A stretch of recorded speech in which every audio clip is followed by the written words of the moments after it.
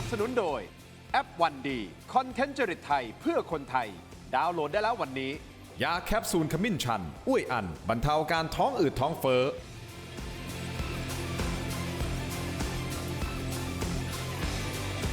สวัสดีครับตอนรับทุกท่านเข้าสู่รายการถกไม่เถียงครับคุณผู้ชมไหนว่าจะไม่ยิงเรือไทย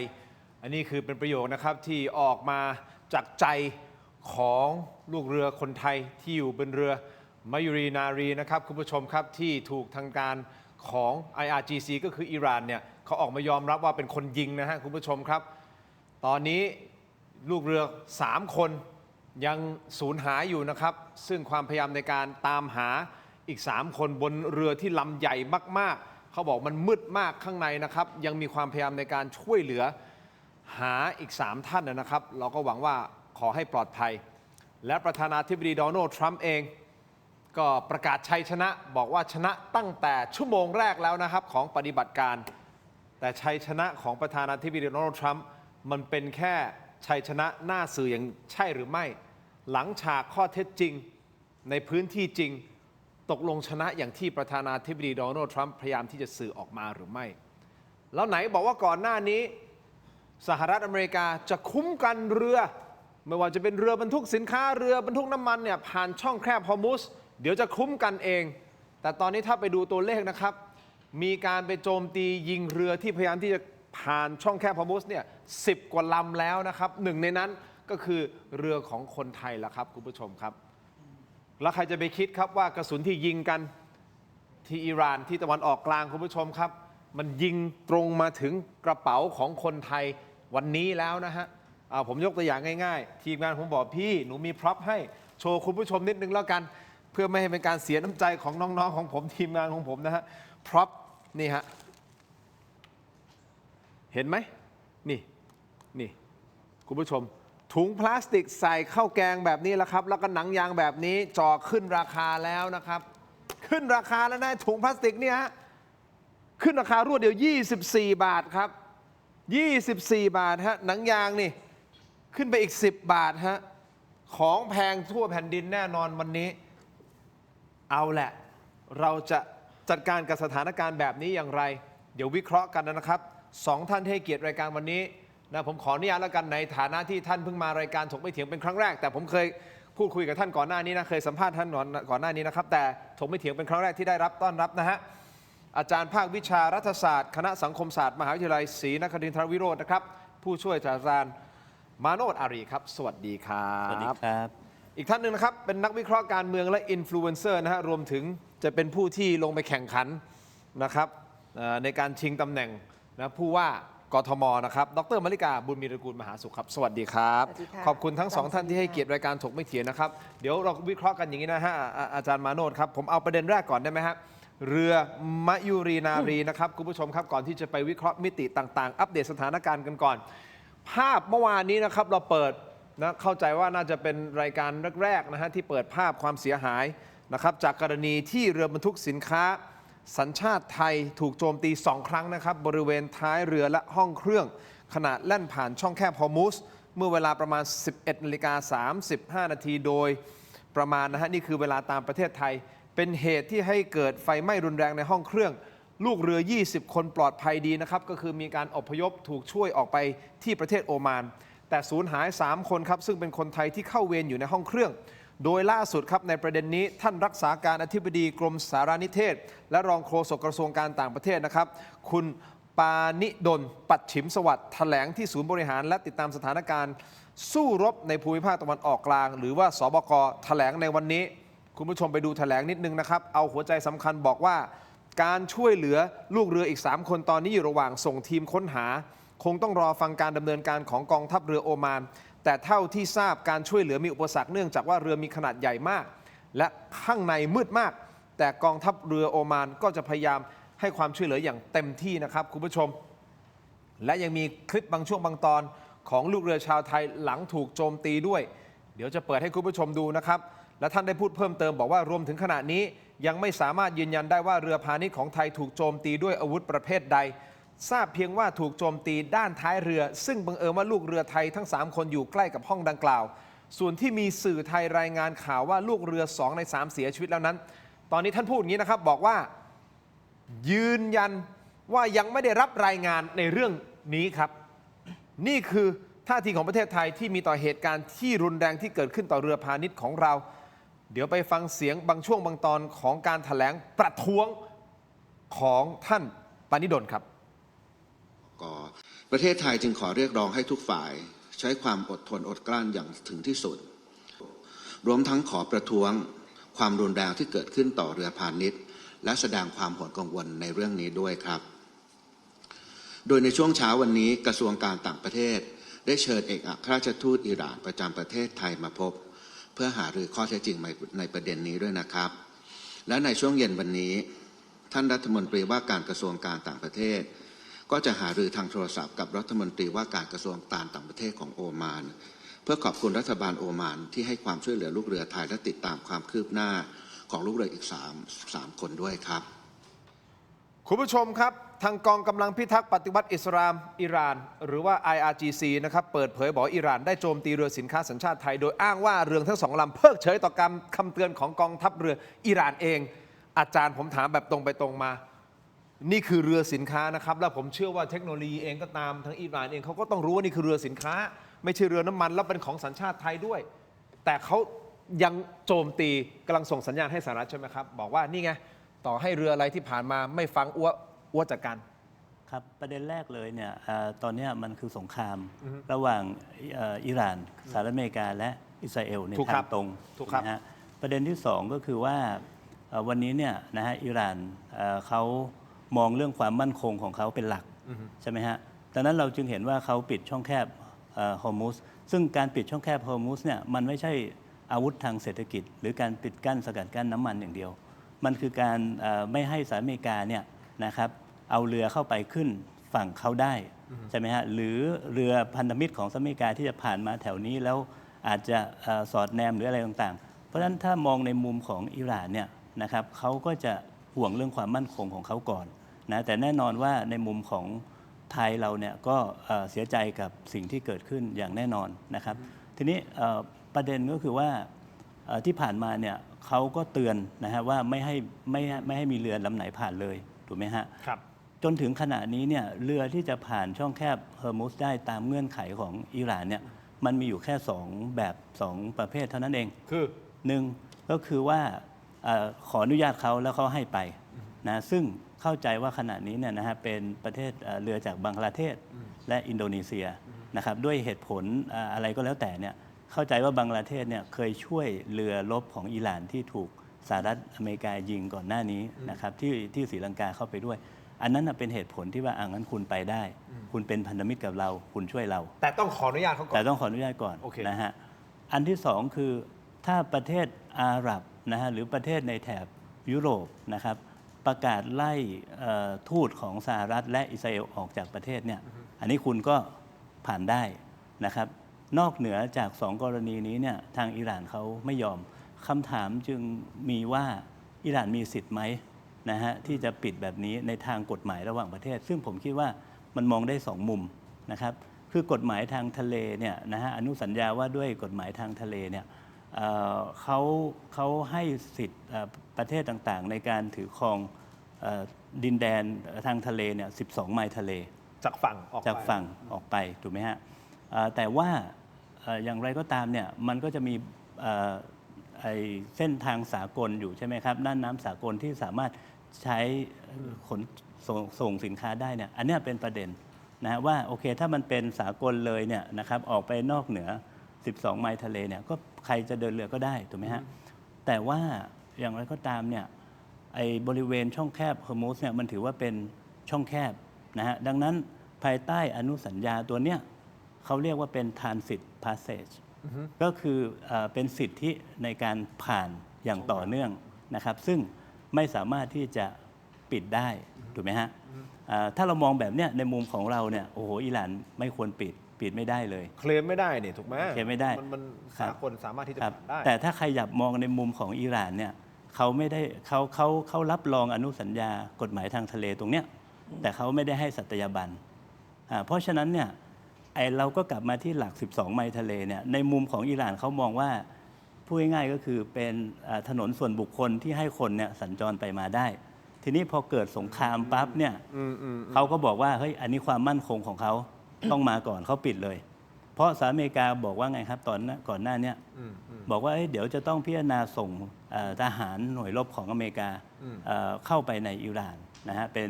แลนด์ทรูปเนี่ยเข้าไป เพราะฉะนั้นเนี่ยถ้ามองในมุมอิหร่านก็ปิดเลยนะฮะดังนั้นผมจึงคิดว่าไอ้เหตุการณ์ที่เกิดขึ้นวันนี้น่าสนใจ ตรงที่ว่าเราจะต้องทำยังไงให้หนึ่งรักษาความสัมพันธ์กับทุกฝ่ายตรงนั้น อันที่สองคือรักษาผลประโยชน์ของไทยด้วย ความปลอดภัยของคนไทยด้วยในเวลาเดียวกัน ซึ่งเราควรที่จะทำงานร่วมกับทุกฝ่าย โดยเฉพาะอย่างยิ่งอิหร่านในขณะเนี้ยเพื่อไขคำตอบที่เราอยากรู้ฮะคุณทินครับดร.มาริกาครับเราอยากรู้อะไรเราอยากรู้ว่ายิงเรือเราทำไมถูกไหมฮะอันเนี้ยคือสิ่งที่เราต้องไปถามเขาเสร็จปุ๊บเขาก็มีคำถามที่อยากจะถามเราว่าเขาเตือนตั้งหลายครั้งแล้วยังเข้ามาทำไมประมาณ60กว่าครั้งหรืออะไรต่างๆเนี่ยนะครับแล้วเขาก็โจมตีเรือลำอื่นด้วยทำไมถึงเข้ามาสิ่งที่เขาคาใจก็คือว่าเราไปได้รับการรับประกันจากใครว่าปลอดภัยเข้ามาได้ใครจะคุ้มครองไอ้ตรงเนี้ยเขาห่วงว่าเราเข้ามาได้ยังไงหรือมีอะไรทำให้เรามั่นใจเราถูกหลอกเข้าไปไหมอันเนี้ยคือสิ่งที่ผมคิดว่าต้องทำงานร่วมกันนะครับวันนี้ต้องคุยกับเขาแล้วคุยกับทุกฝ่ายเพื่อไขคำตอบตรงนี้ครับแต่ประโยคนะดร.มาริกาประโยคที่ลูกเรือบอกเองว่าไหนว่าจะไม่ยิงเรือไทยมันมีนัยยะอยู่มั้ยปัญหาคืออย่างนี้ค่ะระหว่างเรือที่มาเนี่ยอะไรที่อาจารย์2คำถามที่อาจารย์พูดเมื่อกี้ถูกต้องแล้วต้องถามเขาว่าทำไมยิงเราทำไมอันที่สองก็คือว่าใครให้ความมั่นใจถึงเคลื่อนเรือสินค้านั้นมาอันที่สามชัดเจนที่สุดรัฐบาลก็ยังไม่พูดเจ้าหน้าที่ก็ยังไม่พูดแล้วก็ยังไม่มีใครพูดนั่นก็คือว่าเรือเนี่ยติดธงไทยแต่แท้จริงเนี่ยเรือเนี่ยจะไปจอดเทียบท่าที่ประเทศอินเดียใช่ไหมใช่ครับก็ถูกต้องเพราะฉะนั้นแปลว่าอะไรแปลว่าอิหร่านเนี่ยข้อมูลแม่นกว่าเรามากเลยนั่นก็คือเขาสืบจนกระทั่งรู้มากว่าเรือนั้นเนี่ยเป็นเรือสินค้าที่ไปอินเดียไม่ใช่เรือสินค้าที่มาประเทศไทยอันนี้ข้อที่1และข้อเท็จจริงด้วยส่วนข้อที่2ก็คือเรือเนี่ยนะคะเป็นเรือเนี่ยนะคะชื่อไทยนะคะแล้วก็ใช้ธงชาติไทยแต่ขณะเดียวกันจดทะเบียนนะคะตลาดหลักทรัพย์ประเทศไทยแต่ว่าเจ้าของหรือว่าสินค้าเหล่านั้นไปให้ผู้บริโภคอินเดียแล้วเจ้าของเนี่ยก็คือเป็นอินเดียสัญชาติไทยหรืออะไรก็ตามแต่ธุรกิจนี้ทำที่ระหว่างเปอร์เซียกับทางอินเดียไม่ใช่สินค้าที่จะมาที่ประเทศไทยเพราะฉะนั้นดร.มาริกากำลังจะบอกว่าเนื่องจากว่ามันไม่ได้มาโดยตรงที่ประเทศไทยใช่ค่ะมันไม่ได้เป็นสินค้าที่จะมาประเทศไทยเขาเลยบอกเฮ้ยไปอินเดียอินเดียตกลงเป็นคู่ขัดแย้งกับอินเดียเป็นคู่ขัดแย้งกับอิหร่านอยู่แล้วอินเดียซัพพอร์ตอเมริกาแล้วอินเดียเนี่ยหลายรอบแล้วแล้วอีกอย่างหนึ่งก่อนหน้านี้เนี่ยอิหร่านเนี่ยมีปมกับอินเดียอยู่ 2-3 เรื่อง 2-3 เรื่องนั้นก็คือกรณีที่เรือของเขาเนี่ยเข้าไปที่อินเดียแล้วจากนั้นกลับมาถูกยิงจมเนี่ยอันเนี้ยเขาก็เป็นปมของเขาอยู่ระหว่างอินเดียกับอิหร่านอันนี้น่าคิดเหมือนกันนะประเด็นมันไม่ใช่น่าคิดเลยเรื่องข้อเท็จจริงเลยนี่คือข้อเท็จจริงเลยดังนั้นเนี่ยเมื่อเป็นข้อเท็จจริงประมาณนี้เนี่ยท่าทีที่รัฐบาลไทยหรือว่าคนที่แถลง 2-3 คนเมื่อสักครู่นี้กระทรวงการต่างประเทศของเราก็ดีหรืออะไรก็ดีการเชิญทูตอิหร่านเข้ามาหารือก็ดีเนี่ยท่าทีสำคัญมากอย่าชักน้ำเข้าลึกอย่าชักศึกเข้าบ้านสำคัญที่สุดอันนี้โบราณพูดไว้เนี่ยเป็นเรื่องจริงเสมอนั่นก็คือว่าอะไรเมื่อคุณรู้แล้วว่าเรือนี้เนี่ยเป็นเรือที่เอาของไปลงอินเดียซึ่งไม่ใช่ของที่ประเทศไทยจะบริโภคแต่ดันติดธงชาติอินไทยเพื่อเลี่ยงอะไรหรือเปล่าหรือเพื่ออะไรก็ตามอันเนี้ยบริษัทเนี่ยจะต้องให้ความรับผิดชอบหรือว่าจะต้องออกมาแถลงการแม้เราจะเสียใจกับเหตุการณ์ที่เกิดขึ้นหรือเราจะต้องได้คำตอบจากอิหร่านก็ตามแต่ท่าทีที่รัฐบาลไทยจะต้องแสดงเนี่ยจะต้องเป็นท่าทีที่เป็นลักษณะไม่ชักศึกเข้าบ้านด้วยนะและขณะเดียวกันเนี่ยนะตัวอิหร่านเวลาเขายิงเนี่ยนะคะเขายิงเรือญี่ปุ่นยิงเรือไทยคำถามก่อนนะคะยิงแล้วไม่จมนะไม่ได้ยิงให้จมนั่นคือขีปนาวุธต้องการปรามเพราะว่าขีปนาวุธที่ใช้เนี่ยปรากฏมันเป็นขีปนาวุธนำความร้อนแล้วยิงตรงไปที่ห้องเครื่องยิงตรงไปที่ห้องเครื่องแปลว่าอะไรแปลว่าต้องการหยุดเครื่องไม่ได้ต้องการจมเรือเพราะฉะนั้นก็เท่ากับว่าอันนี้เป็นคำตอบแล้วว่าฉันรู้นะว่าเรือเนี้ยจะไปอินเดียเนี่ยปรปักษ์ฉันอยู่นะเพราะฉะนั้นแปลว่าเรือนี้นะคะก็ต้องชี้แจงแถลงไขไม่ใช่เอาดราม่ามาดึงให้ประเทศเราทั้งประเทศเนี่ย จะต้องไปกลายเป็นชักศึกเข้าบ้านด้วย อันนี้คือหลักสำคัญมากท่าทีสำคัญมาก ข้อเท็จจริงที่รัฐบาลจะต้องสืบจนรู้และรู้จนต้องเข้าใจพอเข้าใจเสร็จแสดงท่าทีสำคัญที่สุด อย่างที่ดร.มาริกาพูดไปคือเมื่อวานนี้ผมก็ตั้งข้อสังเกตเหมือนกันนะครับว่าถ้าสมมติจะใช้โจมตีจริงๆผมว่าศักยภาพของอิหร่านในการที่จะใช้อาวุธโจมตีและจมเรือลำใหญ่ขนาดนี้ไม่ได้ยากสำหรับเขาในการทำแต่ว่าลักษณะดูมันก็ไม่ได้ถึงขนาดแบบว่าทำให้เรือมันระเบิดแล้วก็จมลงถูกต้องไหมฮะนั่นข้อที่หนึ่งข้อที่สองที่ดร.มาริกาพูดอยากจะถามอาจารย์มาโนชเพิ่มเติมก็คือว่ามันเป็นไปได้ไหมทฤษฎีนี้ที่บอกว่าเฮ้ยเนี่ยเขารู้นะว่ามันเป็นเรือของอินเดียกำลังจะไปอินเดียถึงแม้จะเป็นธงชาติไทยก็ตามแต่สินค้ามันไม่ได้มาไทยหรอกมีปลายทางก็คืออินเดียเพราะถ้าไปดูหลอกของเขานี่นะครับก็คือประวัติการเดินทางทุกอย่างเนี่ยมันเขียนชัดเจนว่าออกจาก UAE เพื่อที่จะไปท่าเรือในอินเดียตรงนี้ด้วยหรือเปล่าที่เขาเลยไม่สนแหละยิงเพราะรู้ว่าอันเนี้ย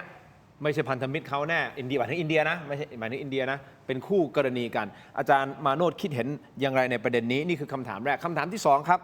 ต่อเนื่องกันประธานาธิบดีโดนัลด์ทรัมป์เมื่อวานนี้นะครับที่รัฐเคนตักกี้มีการกล่าวสุนทรพจน์บอกว่าชนะสงครามกับอิหร่านแล้วเขาบอกว่าชนะตั้งแต่ชั่วโมงแรกที่ทำสงครามกับอิหร่านแล้วนั่นหมายความว่าสงครามครั้งนี้มันใกล้จะยุติลงทุกทีใช่หรือไม่เพราะประธานาธิบดีโดนัลด์ทรัมป์มีการส่งสัญญาณก่อนหน้านี้ด้วยนะครับไม่กี่วันที่แล้วบอกว่าจะจบลงในไม่ช้า end very soon ทั้งสองท่านคิดเห็นอย่างไรคุณผู้ชมต้องฟังนะฮะพักสักครู่ช่วงหน้าครับ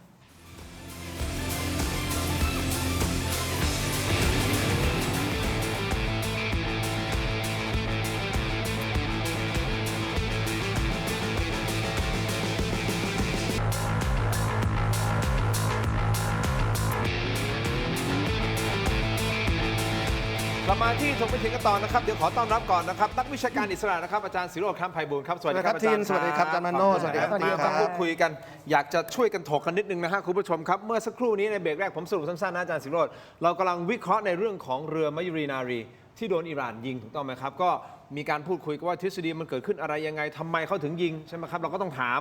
และทำไมเราถึงยังไปทั้งที่มีการเตือนแล้วนั่นก็ต้องถามก็ต้องหาคำตอบไปนะครับแต่มีประเด็นหนึ่งที่อาจารย์มาริกาดรมาริกาพูดแล้วน่าสนใจก็คือว่าต้องดูก่อนนะว่าไอ้สินค้าเนี่ยถึงแม้จะเป็นสัญชาติไทยธงชาติไทยก็ตามแต่เรือมันกำลังแล่นไปที่อินเดียนั่นหมายความว่ามันไม่ได้จะมาเมืองไทยแล้วมันเป็นการทำธุรกิจโอเคเจ้าของอาจจะเป็นคนอินเดียเชื้อสายอินเดียสัญชาติไทยก็ตามนะครับแต่ว่ามันเป็นการทำธุรกิจที่อยู่ตรงนั้นอยู่เปอร์เซียแล้วดรมาริกาบอกว่าอินเดียกับอิหร่านเนี่ยไม่พอใจซึ่งกันและกันในบางประเด็นผมไม่แน่ใจนะ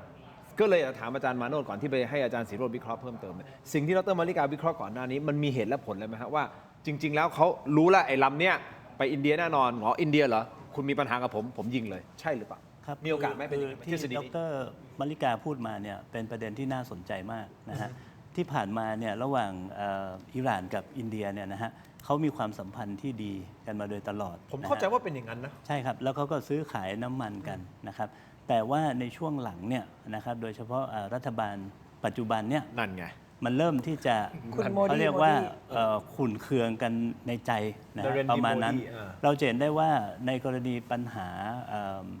ระหว่างอิสราเอลกับฮามาสเนี่ยนะฮะหรือปาเลสไตน์เนี่ยนะครับในอดีตเนี่ยอินเดียเคยสนับสนุนปาเลสไตน์เต็มที่เลยนะฮะแต่ว่าพอมาในปัจจุบันเนี่ย ครับ อินเดียค่อนข้างที่จะเอ็นไปทางอิสราเอลมากนะครับทีนี้ถ้าเราจำได้เนี่ยก่อนวันที่ 28 กุมภาพันธ์ที่สหรัฐอเมริกาและอิสราเอลโจมตีอิหร่านเนี่ย ครับ ก่อนหน้านั้นเพียงวันถึง 2 วันเนี่ยนะฮะไม่กี่วันเนี่ยโมดีไปเยือนอิสราเอลแล้วเป็นการเยือนการต้อนรับที่ยิ่งใหญ่นะครับ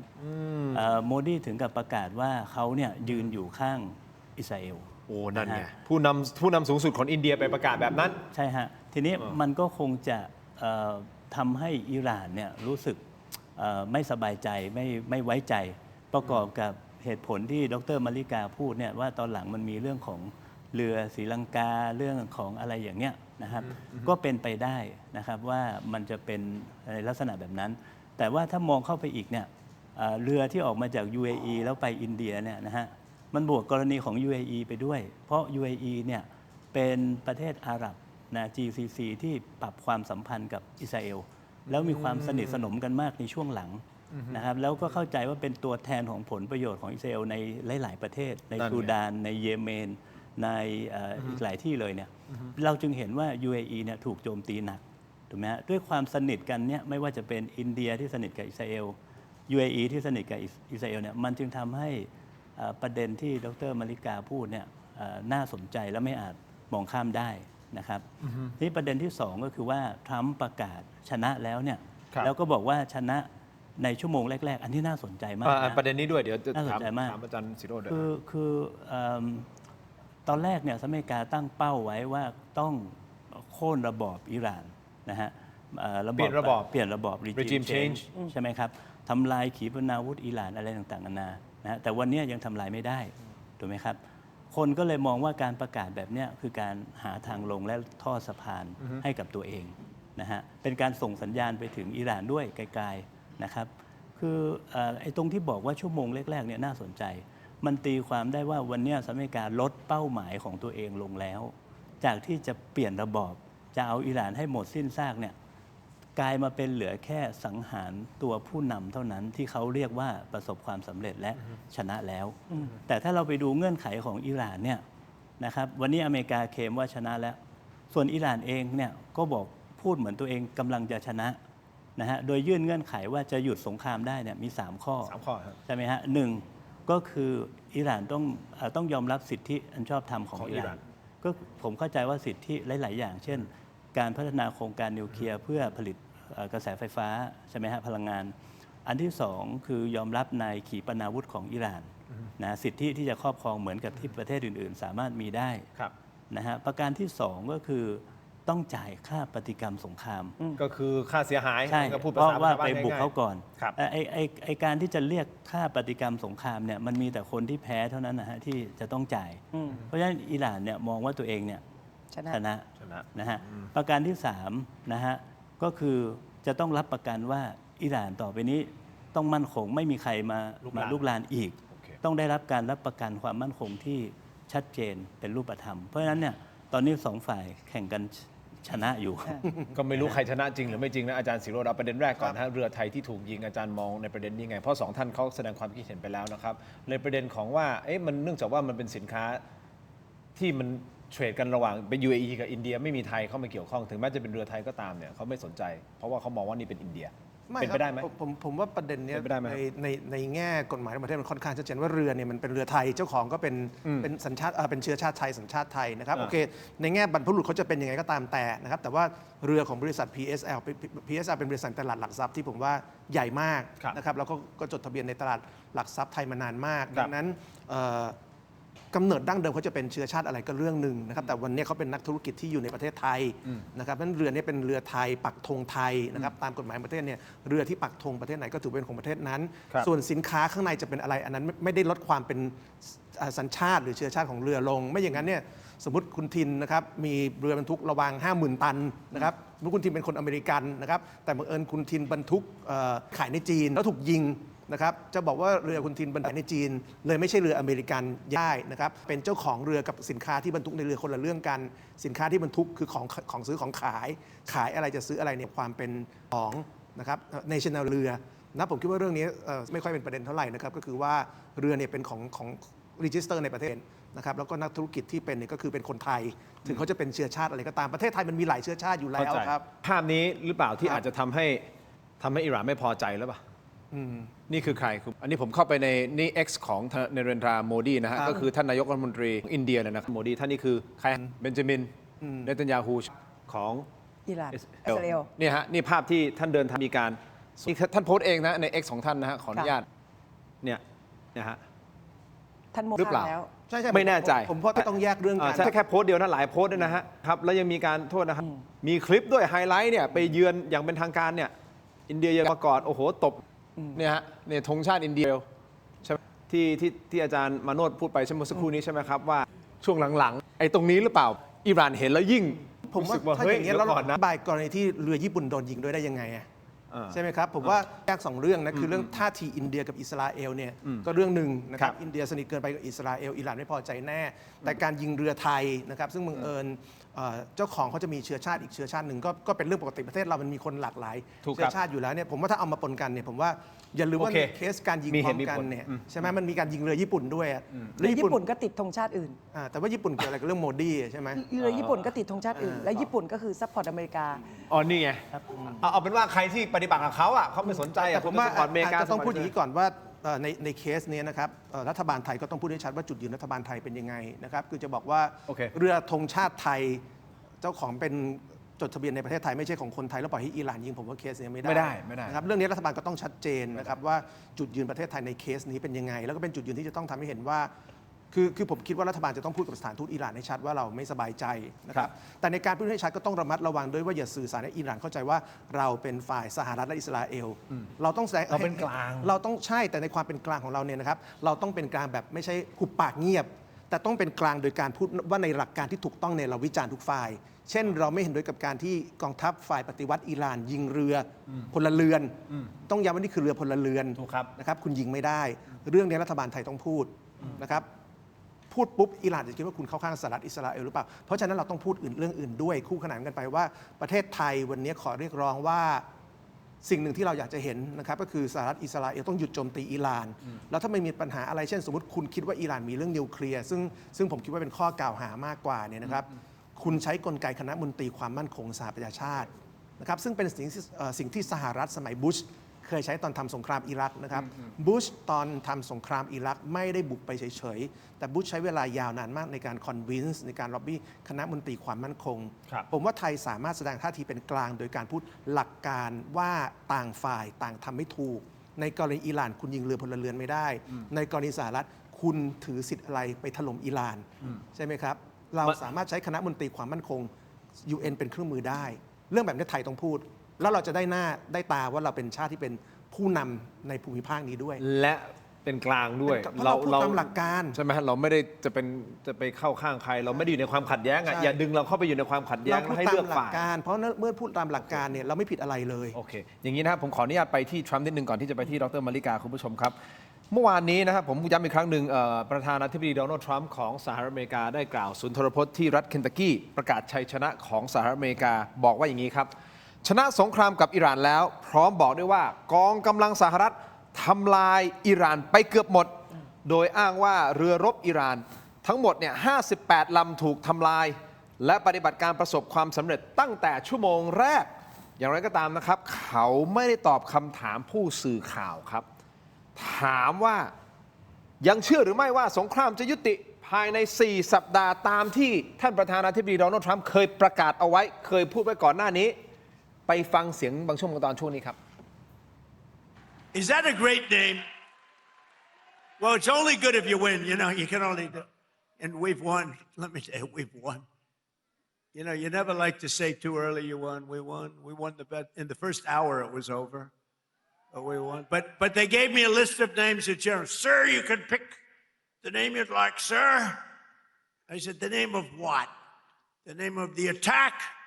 on Iran, sir. And they gave me like 20 names. And I'm like falling asleep. I didn't like any of them. Then I see Epic Fury. I said, I like that name. I like that name. นี่นะฮะบอกว่าชนะตั้งแต่ชั่วโมงแรกนะอาจารย์ศิโรจน์อาจารย์มาโนนะฮะดรมาริกาแต่ไม่ยอมตอบคำถามผู้สื่อข่าวที่ถามว่ายังมั่นใจหรือเปล่า ว่าจะจบภายใน 4 สัปดาห์อย่างที่เคยประกาศเอาไว้แล้วเดินหนีเลย อันนี้มันบ่งบอกอะไรเขากังวลอะไรอยู่หรือเปล่าตอนนี้ถึงไม่กล้าตอบคำถามถ้าสมมติมั่นใจนะดรมาริกาพูดไปเลย เขา จบแน่ 4 สัปดาห์ เขารู้ว่าถ้าเกิดเกินจาก 4 สัปดาห์คือเขาแพ้ เพราะปันเนี้ยประเทศอเมริกาเนี่ยใช้เงินไปแล้วกว่า100,000 ล้าน ขีปนาวุธอุปกรณ์อะไรใส่ไปและรวมทั้งณเวลานี้ก็คือมีปัญหาเรื่องเกี่ยวกับน้ำมันละ เพราะว่าถ้าเกิดตรงเปอร์เซียเนี่ยใครก็ขนออกมาไม่ได้ อเมริกาก็ขนออกมาไม่ได้เหมือนกัน แล้วก็น้ำมันของอเมริกาซึ่งอยู่ตรงซาอุดิอาระเบียเกินกว่า 80%เนี่ยก็คือจะมาได้ยังไง สายป่านเนี่ยมีถึงแค่ไหน อันนี้คือหลักเลย เพราะฉะนั้นเนี่ยก็เท่ากับว่าสิ่งที่ทรัมป์ประกาศมันก็คือประกาศตามความเป็นแบบ เขาเรียกว่าประกาศผ่านสื่อเฉยๆอ่ะอันที่หนึ่งอย่างที่อาจารย์วิเคราะห์เมื่อสักครู่นี้ถูกแล้วก็คือว่ากรณีที่อิหร่านก็ประกาศเหมือนกัน3ข้อที่ฉันเนี่ยจะยุติเรื่องนี้ได้เนี่ย ต้อง มัก็คือ 3 3 เงื่อนไขนั้นแปลว่า อิหร่านก็มั่นใจเหมือนกันว่าฉันเนี่ยเป็นผู้คุมเกมและฉันชนะอยู่ เพราะฉะนั้นตอนเนี้ยกลายเป็นว่าพูดผ่านสื่อเนี่ยต่างฝ่ายต่างบอกว่าชนะ แต่เราไปดูข้อเท็จจริงดีกว่า ณ เวลานี้ถ้าเป็นฟังจากทางโฆษกประจำประเทศอิหร่านที่ออกมาพูดก่อนหน้านี้ประมาณ 3-4 วันเนี่ยเขาก็บอกเลยว่า ณ เวลานี้มันเลยท่าทีทางการทูตแล้ว มันเลยวิถีทางการทูตแล้ว คืออิสราเอลกับอเมริกาเนี่ยบอมเขาเนี่ยจนปัจจุบันนี้ยังไม่เหลืออะไรจะให้บอมแล้วอะเพราะฉะนั้นเท่ากับสิ่งที่เขาทำอยู่ในเวลาเนี้ยมันคือการทำตามศักยภาพที่เขามีแล้ว แล้วเขาก็คุมเกมได้แล้วเขาอย่าลืมว่าอิหร่านเนี่ยเป็นประเทศที่โดนบอยคอตมาประมาณ 40 ปี แต่ปรากฏ 40 ปีเนี่ยอยู่ได้อะค้าขายกับใครก็ไม่ได้ แต่ลักลอบค้าขายกับจีนลักลอบค้าขายกับรัสเซียเขาอยู่รอดอะเพราะฉะนั้นแปลว่าอะไรแปลว่าสายป่านเขาอะ ยาว สามารถยาวได้กว่า ถ้าเกิดจะต้องสู้รบกันเนี่ยเขาสายป่านเขาได้มากกว่าก็ 40 ปีเขายังทนได้อะแต่ขณะเดียวกันเนี่ยนี่เพิ่งจะไป 4 สัปดาห์ อย่างที่ทรัมป์ประกาศนะ4 สัปดาห์เขาประเมินว่าเขาสบายๆแต่ 4 สัปดาห์เนี่ยรอบอ่าวเปอร์เซียจะอยู่ยังไง 11 ประเทศอะแล้ว 4 สัปดาห์นั้นน่ะหรือเกินถ้าเกิดจากนั้นอะเกินจากนั้นเนี่ยแถบยุโรปจะอยู่ยังไง แล้วเกินจากนั้นน่ะประเทศไทยได้รับผลกระทบเอเชียได้รับผลกระทบอยู่ยังไง แต่คนที่อยู่ได้อะคือรัสเซียกับจีน ส่วนประเทศไทยเราพึ่งทุกที่อยู่แล้ว เพราะฉะนั้นเราก็คือต้องประเมินตัวเองและเราก็วางแผนกลยุทธ์ตามที่รัฐบาลประกาศที่ครม.ประกาศออกมา 2-3 อย่างอันนั้นเป็นเรื่องรูทีนที่เราต้องปฏิบัติอยู่แล้วเวลามีวิกฤต แต่ของเราเนี่ยสายป่านยาวกว่านั้นเราจะพึ่งใคร เราพึ่งจีนเราพึ่งอะไรเราพึ่งพลาสติกเนี่ยเราพึ่งพึ่งประเทศรัสเซียได้ใช่ไหมแล้วก็ปุ๋ยเนี่ยเราพึ่งประเทศรัสเซียได้ แล้วก็ที่เหลือจีนเนี่ยเวลามีวิกฤตเมื่อไหร่ปุ๋ยเนี่ยนะปุ๋ยที่ทำพืชการเกษตรเนี่ยนะเขาไม่เคยส่งออกเลย ตอนวิกฤตโควิดเขาก็ปิดใช้ เพราะว่าอุตสาหกรรมเกษตรเขาต้องใช้ เขาต้องเอาประเทศเขาก่อน ต่อให้เขามีเยอะรอบที่แล้วตอนโควิดอ่ะจีนก็ไม่ออกมาไม่ส่งให้ เพราะฉะนั้นอันเนี้ย โอเค เราต้องใช้ทักษะอย่างหนักมากกลยุทธ์กลศาสตร์ต่างๆ ฝีมืออ่ะ เพราะฉะนั้นดรมาริกากำลังจะมองว่ายังไงอิหร่านยิงยาวๆได้ ความหมายคืออาจจะไม่ได้ชนะแบบพรวดพราดนะ แต่ผมก็อยู่อย่างเงี้ยยิงยาวๆ แล้วไอ้คนข้างนอกเลยแหละ ยาว ที่จะตาย สำคัญอีกอันคือสหประชาชาติทำอะไรไม่ได้เสือกระดาษมาก โอเค สหประชาชาติก็ไม่เคยทำอะไรได้ตอนที่เรากับ โอเค ประเทศเขมรสหประชาชาติก็คือเป็นเสือกระดาษในเรื่องนี้เช่นเดียวกัน แล้วก็อิหร่านเขาพูดแล้วว่า ถ้าสหประชาชาติทำอะไรได้อะก็การที่เขาโดนสังหารผู้นำการที่เขาโดนบอมก่อนเนี่ยไอ้ตรงนั้นเขาก็พูดขึ้นมาว่า แล้วคุณทำไมไม่ทำอะไรอ่ะนี่มัน โอเค เกินจากกติกาแล้ว ได้ เนี่ย ครับอาจารย์ทั้งสองท่านมองในประเด็นนี้อย่างไร แล้วก็มองว่ามันจะยืดเยื้อไหมแล้วมองว่าสุดท้ายในอิหร่านคือเขายังไงก็ได้ไปเรื่อยๆเลยผมยิงยาวได้เลยนะ เพราะว่าผมก็อยู่อย่างนี้มา ผมโดนบอยคอตมา 3-40 ปี ผมก็อยู่ได้ เพราะฉะนั้นเจอสงครามแบบนี้แล้วจิบใช่อย่างนั้นหรือเปล่านะครับคุณผู้ชมครับรวมถึงสงครามข่าวสารครับผมบอกได้เลยนะฮะสหรัฐอเมริกาตัดต่อคลิปนี่คืออย่างกับหนังฮอลลีวูดเลยนะครับเดี๋ยวช่วงหน้ากลับไปติดตามกันต่อถกไม่เถียงครับ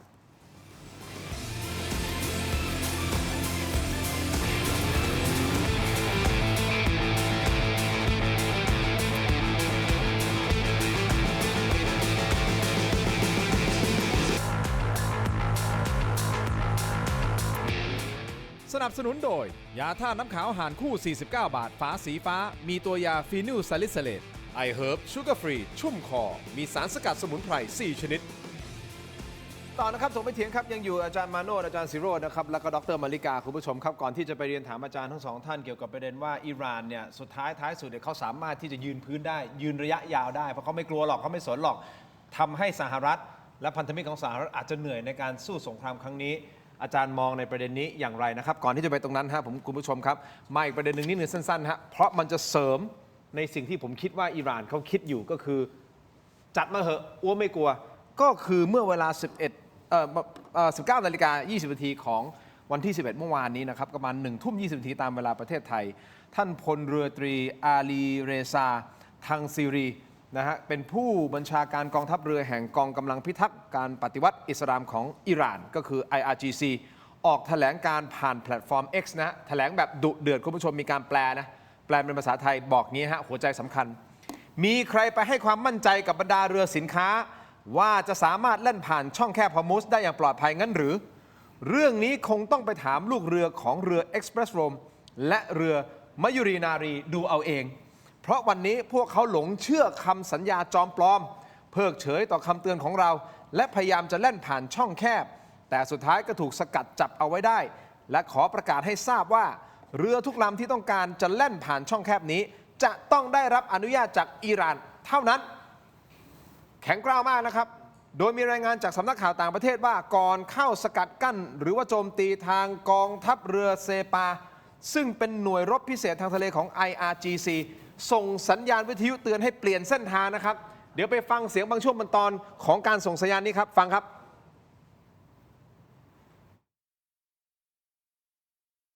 All ships, attention all ships. This is Sepah Navy,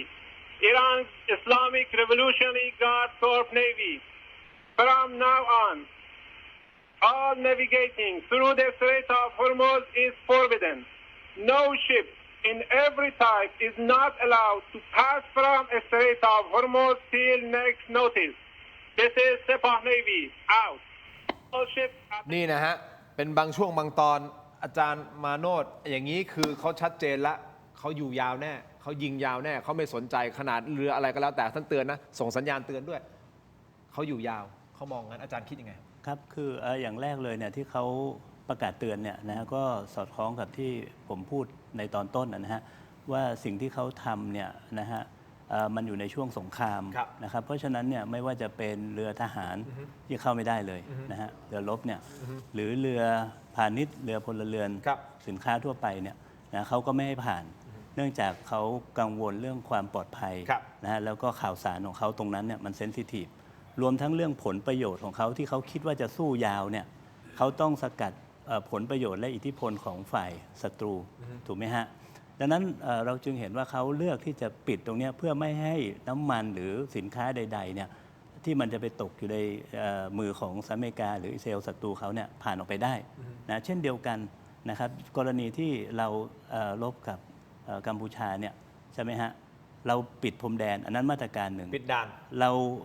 ส่งน้ำมันไปให้ลาวนะแต่เราก็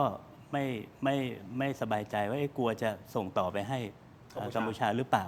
เขาก็กรณีเดียวกันก็คือเขาก็จะมองว่าเรือพวกเนี้ยนะฮะจะส่งรับสินค้าอะไรออกไปแล้วส่งต่ออีกทีนึง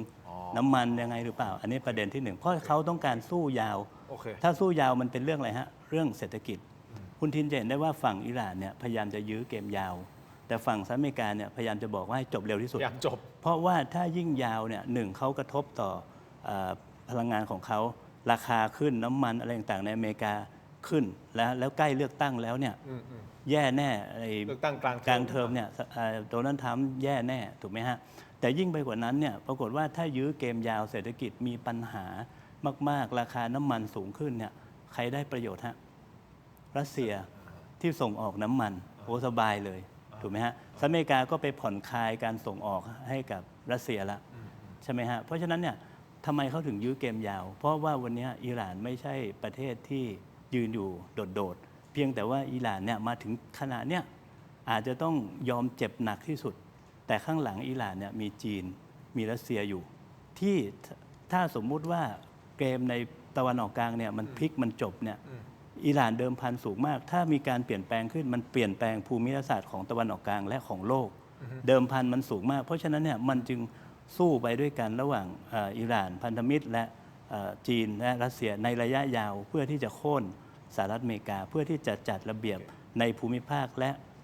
จัดระเบียบ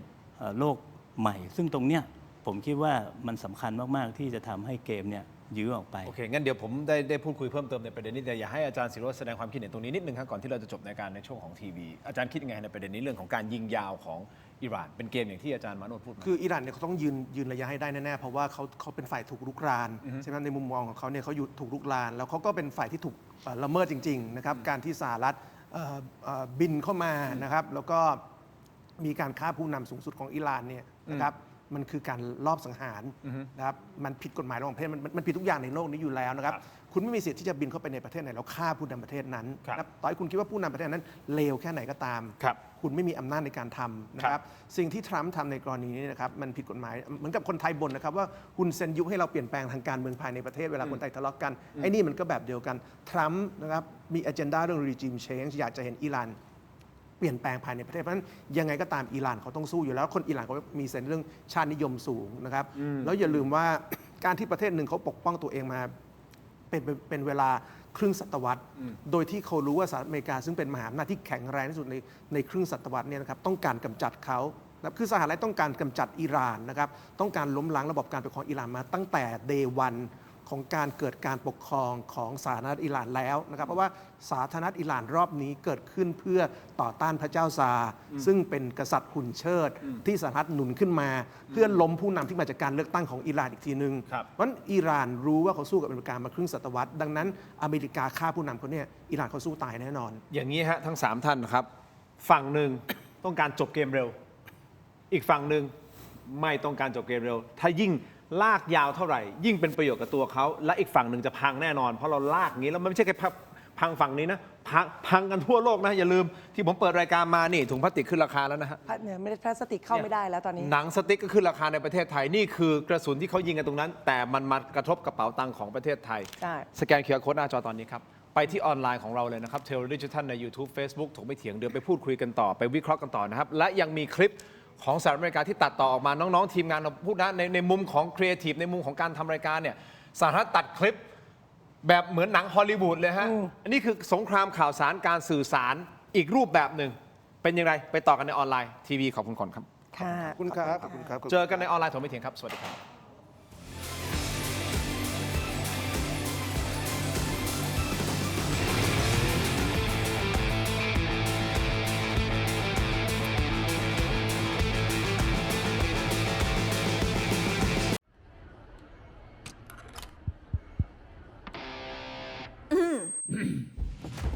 ไมบาซิน OTC รสส้มและรสมะนาว ยาอมบรรเทาอาการเจ็บคอ ช่วยระงับเชื้อในปากและลำคอ จากเกรเตอร์ฟาร์มาตรวจอ่านคำเตือนในฉลากก่อนใช้ยา I Herb You Sugar Free ชุ่มคอ มีสารสกัดสมุนไพร 4 ชนิด I Herb You Sugar Free ด้วยนะ อยากมีบ้านนึกถึงแอปบ้านๆบายแจมมีซับให้เลือกมากกว่า 5,000 รายการ ดาวน์โหลดได้แล้ววันนี้ ทั้งระบบ iOS และ Android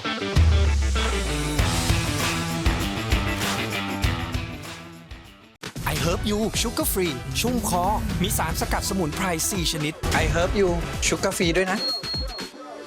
กลับเข้ามานะครับถกไม่เถียงในช่วงของออนไลน์คุณผู้ชมครับที่เพิ่งเข้ามาก็ช่วยกันกดไลค์กดแชร์คอมเมนต์กันเข้ามานะครับในช่องคอมเมนต์ของเราแล้วไปช่วยเราตอบคำถามหน่อยได้ไหมฮะเราถามท่านนะฮะเราถามแบบง่ายๆเหมือนกันที่เราถามเกือบทุกวันแบบนี้ คุณเชื่อว่าสงครามตะวันออกกลางจะยืดเยื้อหรือไม่นะฮะยืดเยื้อไม่ยืดเยื้อไม่แน่ใจเมื่อวานนี้เราถามว่าจะจบเร็วหรือไม่ วันนี้เราถามว่าจะยืดเยื้อหรือไม่มันคือคำถามเดียวกันแต่ถามคนละมุม ตกลงมีเยืดยื้ออะไรเนี่ยก็ ยืดเยื้อไม่ใช่ยืดเยื้อ ก็ ไหน คุณเขียนอย่างนั้นในโพลคุณเนี่ย อ๋อ เขียนผิดใคร เฮ้ยเฮ้ยทีมงาน คุณเขียนผิด คุณทำให้ผมหน้าแตกนะยืดยื้อ อ่านไม่ ยื อ ด อก ยื้อหรือยืดเยื้อ อ่านว่ายังไงวะ โอ้ตายแล้วไม่เป็นไรครับ อ่ คนละภาคกันได้ ว่ คนละภาคกันได้ ยืดเยื้อใช่ไหม เอาเป็นว่ายืดเยื้อแล้วกันอาจารย์ ยืดเยื้อโอเค ยืดเยื้อโหวตกันเข้ามาหน่อยนะครับคุณผู้ชมครับขอบคุณมากครับยังอยู่กับ 3 ท่านนะฮะสาวสวยในรายการเพียงหนึ่งเดียวดรมลิกาบุญมีตระกูลนะครับแล้วก็อาจารย์ศิโรจน์ค้ามไพบูลย์นักวิชาการศาสนาครับรวมถึงอาจารย์มาโนชอารีนะครับอาจารย์ภาควิชารัฐศาสตร์คณะสังคมศาสตร์นะครับมหาวิทยาลัยศรีนครินทรวิโรจน์นะฮะอยู่ในรายการกับเราพูดคุยกันประเด็นเรื่องของอิหร่านสหรัฐอเมริกาแล้วก็อิสราเอลนะครับแน่นอนแหละผมบอกไปนะฮะว่าเราเป็นกลางนะฮะแต่เรือไทยเราโดน อันนี้ทางรัฐบาลผมเชื่อรัฐบาลวันนี้ก็มีการเชิญท่านทูตของอิหร่านประจำประเทศไทย เข้าพูดคุยทำความเข้าใจ เพื่อหาข้อเท็จจริงว่าสรุปแล้วเนี่ยมันเกิดอะไรขึ้นทำไมถึงไปยิงเรือของประเทศไทยนะค คื รั อบ คือเคสเรื่องเรือเนี่ยผมว่าน่าสนใจ เพราะว่าเราเห็นการขยับของรัฐบาล ซึ่งจริงๆเป็นโจทย์ที่ยากใช่ไหมครับคือในความเป็นรัฐบาลเนี่ยคุณต้องปกป้องเรื่องการยิงเรือไทยว่ามันทำไม่ได้แต่พอมันเป็นเคสในประเทศอิหร่านเนี่ยเรื่องมันซับซ้อนเพราะว่าอิหร่านตอนนี้นะครับมันคือจริงๆอิหร่านเป็นประเทศที่มันเหมือนมี2ระบบอยู่แล้วสมมติเราเรียนการเมืองไทยมันก็จะมีคำที่บางคนเรียกว่ารัฐพันลึกบางคนเรียกว่ารัฐซ้อนรัฐแล้วเมืองไทยนักวิชาการก็จะบอกแบบนี้อิหร่านผมว่าก็คล้ายๆกันคือเขามีผู้นำทางการเมืองประมุขอย่างเป็นทางการเนี่ยคือประธานาธิบดีคือรัฐบาล แต่ว่าคนที่มีอำนาจจริงๆสูงสุดเนี่ยคือกลุ่มผู้นำทางศาสนาเพราะฉะนั้นกลุ่มกองกำลังปฏิวัติเนี่ยนะครับเขาไม่ได้อยู่อันเดอร์รัฐบาลอิหร่านนะครับเขาอยู่อันเดอร์กลุ่มผู้นำทางศาสนา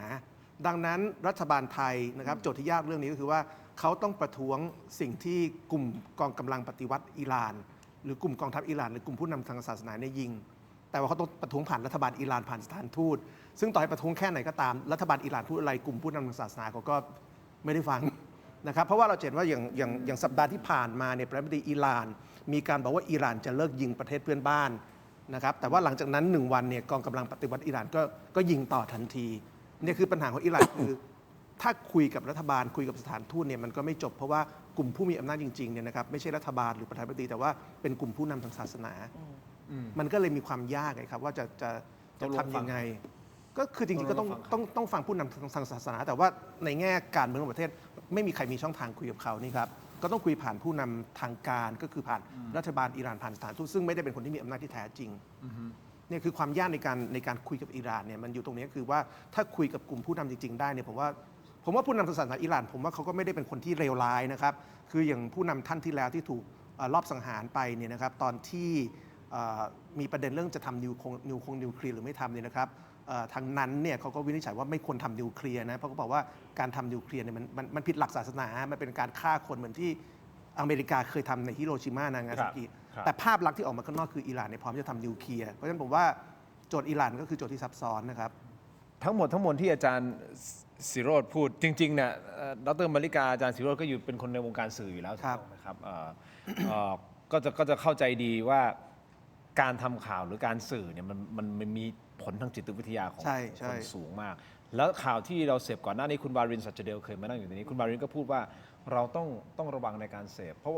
เสพข่าวส่วนมากมันมาจากตะวันตกทั้งนั้นเลยเกี่ยวกับอิหร่านตอนนี้เราจะได้ยินข่าวน้อยมากที่มาจากฝั่งของอิหร่านจริงๆหรือว่าตะวันออกกลางจริงๆที่เป็นข้อเท็จจริงในมุมของเขาบ้างถูกต้องไหมอาจารย์มาโนดอันนี้เราอาจจะต้องหาบาลานซ์ให้เจอแล้วก็การทำสื่อของอิหร่านเนี่ยถ้ามาเปรียบเทียบกับสหรัฐเนี่ยสหรัฐนี่โหเข้าไปไวมากอิหร่านอย่างที่บอกอาจจะมีหลายชั้นกว่าจะแบบแถลงอย่างหนึ่งกว่าจะพูดออกมาอย่างหนึ่งมันต้องผ่านการกรองมันต้องผ่านการขออนุญาตนู่นนั่นมันทำให้การสื่อสารมันออกมาช้าสุดท้ายเราก็ตกเป็นเครื่องมือของสื่อตะวันตกคุณจำเรื่องเกี่ยวกับที่ตอนที่เรากับกัมพูชากับเราได้ไหมกัมพูชากับเรามันหลายประเด็นมากนะ3 รอบ 4 รอบเรื่องสื่อนี่แหละกัมพูชาเนี่ยสื่อของเขาไปเร็วมากการทำกับมวลชนก็เร็วมากการสื่อสารกับโลกก็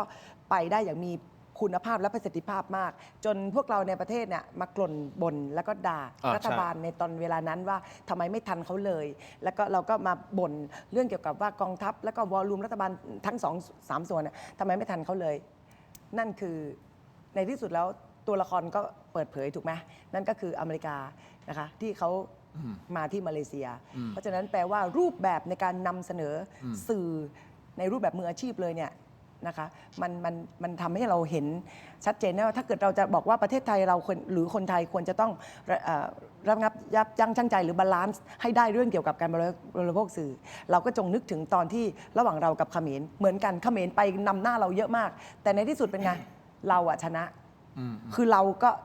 คือเราอยู่มีข้อเท็จจริงอยู่บนพื้นฐานเราอยู่บนพื้นฐานของความเป็นจริงพื้นฐานของความเป็นจริงจนกระทั่งพอเราเปลี่ยนรัฐบาลแล้วก็พอเปลี่ยน positioning ของกระทรวงการต่างประเทศที่มีรัฐมนตรีต่างประเทศมาจากปลัดก็คือคนปัจจุบันนี้ปรากฏว่าเราก็มืออาชีพมากยิ่งขึ้นแล้วก็ไปโกอินเตอร์แล้วก็สื่อได้ตรงจุดมากขึ้นเราก็ในที่สุดเราก็ชนะศึกชนะสงครามครับอาจารย์มาโนดครับสื่อเป็นเครื่องมือชนิดหนึ่งของนักการเมืองของรัฐบาลของแต่ละประเทศอันนี้มีอิทธิพลจริงๆถูกไหมโอ้อย่างมากเลยฮะผมเคยบอกว่าถ้าจะทำความเข้าใจปัญหาในตะวันออกกลางเนี่ยกระดุมเม็ดแรกเนี่ยเราต้องนำเสนอข้อมูลข่าวสารให้รอบด้านก่อนนะฮะนี่คือกระดุมเม็ดแรกและเป็นปัญหาที่สุดถ้าคุณทินเชิญผมมาตั้งแต่วันแรกเนี่ยพูดเรื่องนี้เนี่ยทฤษฎีของผมสวนกับทฤษฎีของข่าวกระแสหลักหมดและด้วยเหตุด้วยผลเพราะผมรับข้อมูลหลายด้านนะฮะพอมาถึงขณะนี้เนี่ยนะฮะเรื่องสื่อก็มีส่วนสำคัญอย่างมากนะฮะในการทำความเข้าใจปัญหาที่ซับซ้อนอย่างเช่นผมยกตัวอย่างนะฮะวันนี้เนี่ยคนก็เข้าใจยังเข้าใจอยู่เลยว่าอิหร่านกับอาหรับเนี่ยนะครับหลายๆประเทศเนี่ยทะเลาะกันอยู่ขัดแย้งอยู่ตรงข้ามกันมาโดยตลอดแต่มันไม่ใช่นะฮะก่อนหน้านี้ประมาณ 4-5 ปีเนี่ยเขาปรับความสัมพันธ์กันแล้วนะฮะหลังจากที่อเมริกากับรัสเซียไปโฟกัสที่ยูเครนเนี่ยนะอาหรับเขาคู่ไหนทะเลาะกันเนี่ยเขาจับมือกันหมดเลยนะฮะไอ้ตรงเนี้ยวันนี้เรายังไม่ได้เข้าใจบริบทตรงนี้เลยพออิหร่านเข้าโจมตีเข้าไปในอาหรับเนี่ยเราเข้าใจว่าเฮ้ยมันจะเกิดความตึงเครียดกันอาหรับจะเข้ามาร่วมกับสหรัฐอเมริกาในการทำสงครามอิหร่านไหมทำไมเราก็จะมีคำถามคาใจว่าเฮ้ยทำไมแถลงการแต่ทำไมโดนอิหร่านยิงแบบนี้ยังไม่ตอบโต้ นั่นเป็นเพราะเราไม่เข้าใจ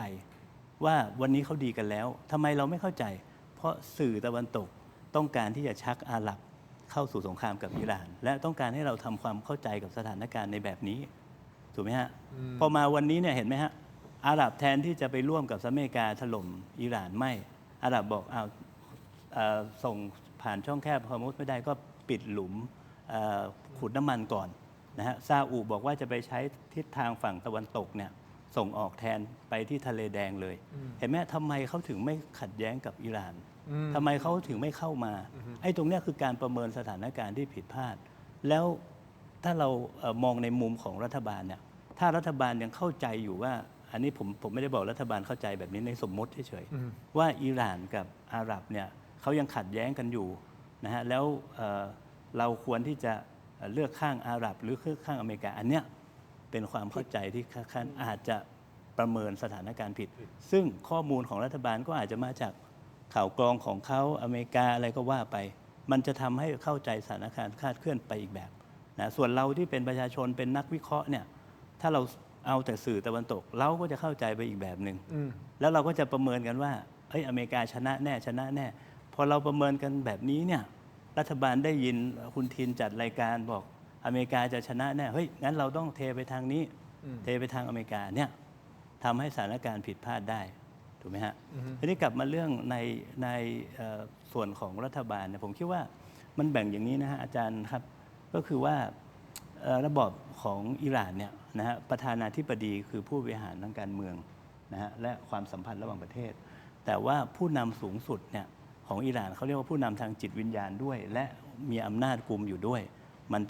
จะอยู่เหนือกว่าจริงนะฮะแต่เรื่องอะไรที่เป็นเรื่องขัดแย้งสงครามนะครับสำคัญเนี่ยอย่างจีนจะคุยกับอิหร่านรัสเซียจะคุยกับอิหร่านเนี่ยเขาต้องคุยตรงผู้นำสูงสุดเลยนะรวมทั้งประธานาธิบดีด้วยนั่งคุยวงกันเดียวกันเลยถูกไหมฮะแต่ถ้าเป็นเรื่องอย่างเราเนี่ยประเทศไทยที่เราต้องการความร่วมมือกับเขาในการที่จะหาข้อเท็จจริงตรงนี้ตรงนั้นหรือเสริมสร้างความสัมพันธ์ทางการค้าอะไรระหว่างกันเนี่ยเราคุยผ่านรัฐบาลเขาได้เลยผู้นำสูงสุดเขาจะคุยเฉพาะเรื่องที่สำคัญที่เป็นเรื่องใหญ่ระดับ นะ ประเทศ ลองคุยดูได้ฮะลองคุยดูได้นะครับเราก็เห็นว่าผู้นำหลายประเทศเนี่ยไปเจอกับประธานาธิบดีเขานะฮะอันนี้ก็เป็นช่องทางหนึ่งที่ผมคิดว่าวันนี้เรามีความสัมพันธ์ที่ดีทั้งอิหร่านสหรัฐอเมริกาและอิสราเอลเราต้องคุยทั้ง3ฝ่ายอย่างบาลานซ์นะที่ผ่านมาโอเคเราอาจจะกังวลกับการที่จะค้าขายกับอิหร่านนะเดี๋ยวเราจะโดนแซงชั่นไปด้วยเราคำนึงถึงผลประโยชน์แห่งชาติเป็นหลักใช่ไหมฮะแต่วันนี้เนี่ยโลกมันกำลังเปลี่ยนหมายความว่ามันออกได้ทุกหน้าฝั่งนี้จะขึ้นมาฝั่งนี้จะขึ้นมาระเบียบโลกจะเปลี่ยนเพราะฉะนั้นเนี่ยไอ้ที่ผ่านมาก็ให้มันแล้วไปนะแล้วก็สารสัมพันธ์กับทุกฝ่ายอย่างเท่าเทียมอย่างเสมอภาคอันเนี้ยมันจะเป็นผลประโยชน์ของเราในระยะยาวนะฮะครับพูดถึงการสื่อสารนิดนึงนะฮะขอเพิ่มเติมนิดนึงนะครับคุณผู้ชมครับเรามีคลิป2คลิปนะครับที่ทางทีมงานคือน้องทีมงานผมชอบดูคอนเทนต์อยู่แล้วนะฮะเพราะเขาก็ต้องทำอยู่ในสื่อนะฮะแล้วก็เป็นผู้ทำรายการนะอาจารย์ศิโรจน์ปรากฏว่าเขาไปเจอคอนเทนต์ของสหรัฐน้องๆยังบอกเลยโอ้โหมาเจอคอนเทนต์แบบนะสร้างเหมือนหนังฮอลลีวูดเลยมีบางคลิปบางช่วงบางตอนเปิดหน่อยแล้วจะได้ให้ทั้งสื่อตัวพ่อตัวแม่ทั้ง2ท่านมาวิเคราะห์กันนิดนึงนะฮะเชิญฮะ Strike to claim it, a strike to claim it, and he got it!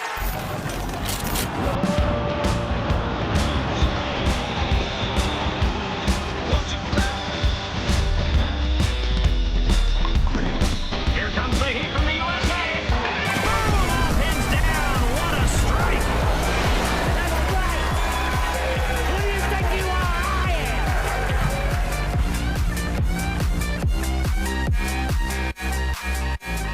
We are winning. We're winning decisively with brutal efficiency, total air dominance, and an unbreakable will to accomplish the president's objectives. We stay locked on the target because here at the Department of War, that's our job. God bless our troops and this mission. เป็นยังไงฮะ2คลิปสั้นๆพยายามที่จะเข้าไปตรวจสอบนะครับว่าไอ้ account ที่เขาเขียนว่า White House ใน TikTok เนี่ยมันของจริงไหมคุณผู้ชมไปเปิดดูได้นะฮะแอคเขาจริงมี blue tick at White House แล้วเป็นคอนเทนต์เกี่ยวกับ White House ทั้งหมดเลย คนตามเนี่ย6 ล้านกว่าคนนะครับนี่ประธานาธิบดีโดนัลด์ทรัมป์โทรมาฮะ ไม่ใช่ไหมฮะ ไวท์เฮาส์ เอาไวท์เฮาส์โทรมา Hello White โทรมาเตือนบอกว่าเอ็งเปิด เอมี่ไวท์เฮาส์ เอมี่ไวท์เฮาส์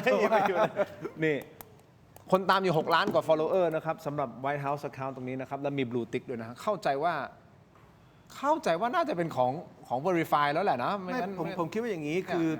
อถ้า Account นี้มันเป็นของทำเนียบข่าวจริงก็ไม่น่าแปลกใจ เพราะว่าเทปทำเนียบข่าวยุคนี้คือทำเนียบข่าวที่ขวามาก อย่าลืมว่าเรากำลังพูดถึงทรัมป์เรากำลังพูดถึงริพับลิกันเรากำลังพูดถึงทรัมป์ซึ่งเป็นคนที่วันก่อนกล่าวสปีชนะครับว่า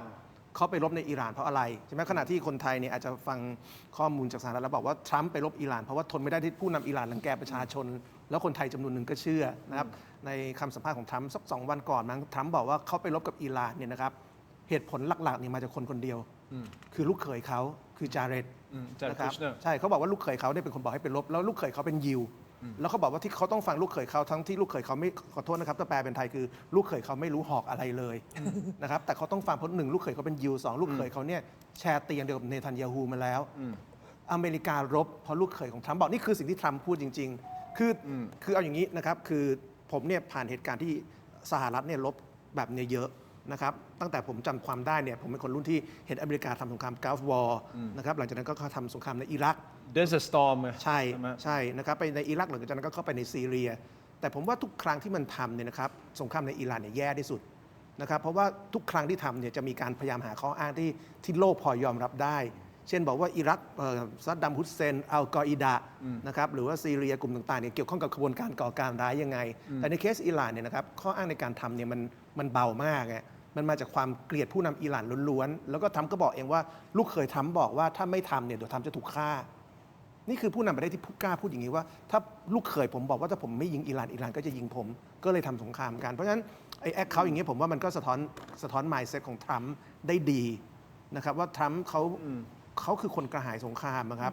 บเขาไม่ได้สนใจ